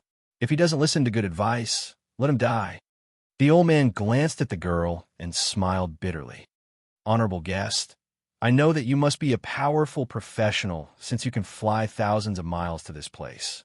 However, the king of the kingdom of magnificent light, Nicholas, has received the allegiance of several Dragon Knight. It is too risky for you to force your way through. Dragon Knight, Han Jin's heart skipped a beat. Jeds had mentioned the Dragon Knight before, but Jeds had instilled too many things to pay attention to, so he couldn't fully grasp them. At this moment, he remembered Yelena's evaluation. His speed of riding the sword was second only to the dragon and the fire phoenix. This meant that the Dragon Knight could pose a threat to him. Honorable guest, we are also going to St. Petersburg. Come down and let's go together. The old man extended an invitation.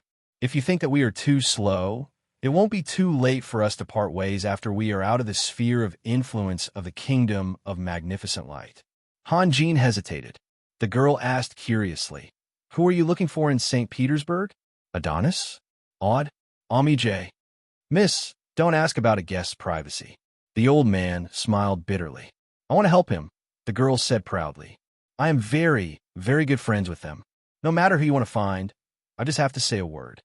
Han Jin immediately changed his mind because Odd of St. Petersburg was one of the people that Jeds had repeatedly mentioned. He slowly lowered his sword. You're tuning in to the Warrior Lore YouTube channel. Don't forget to subscribe and join us on this journey to catch the most captivating stories.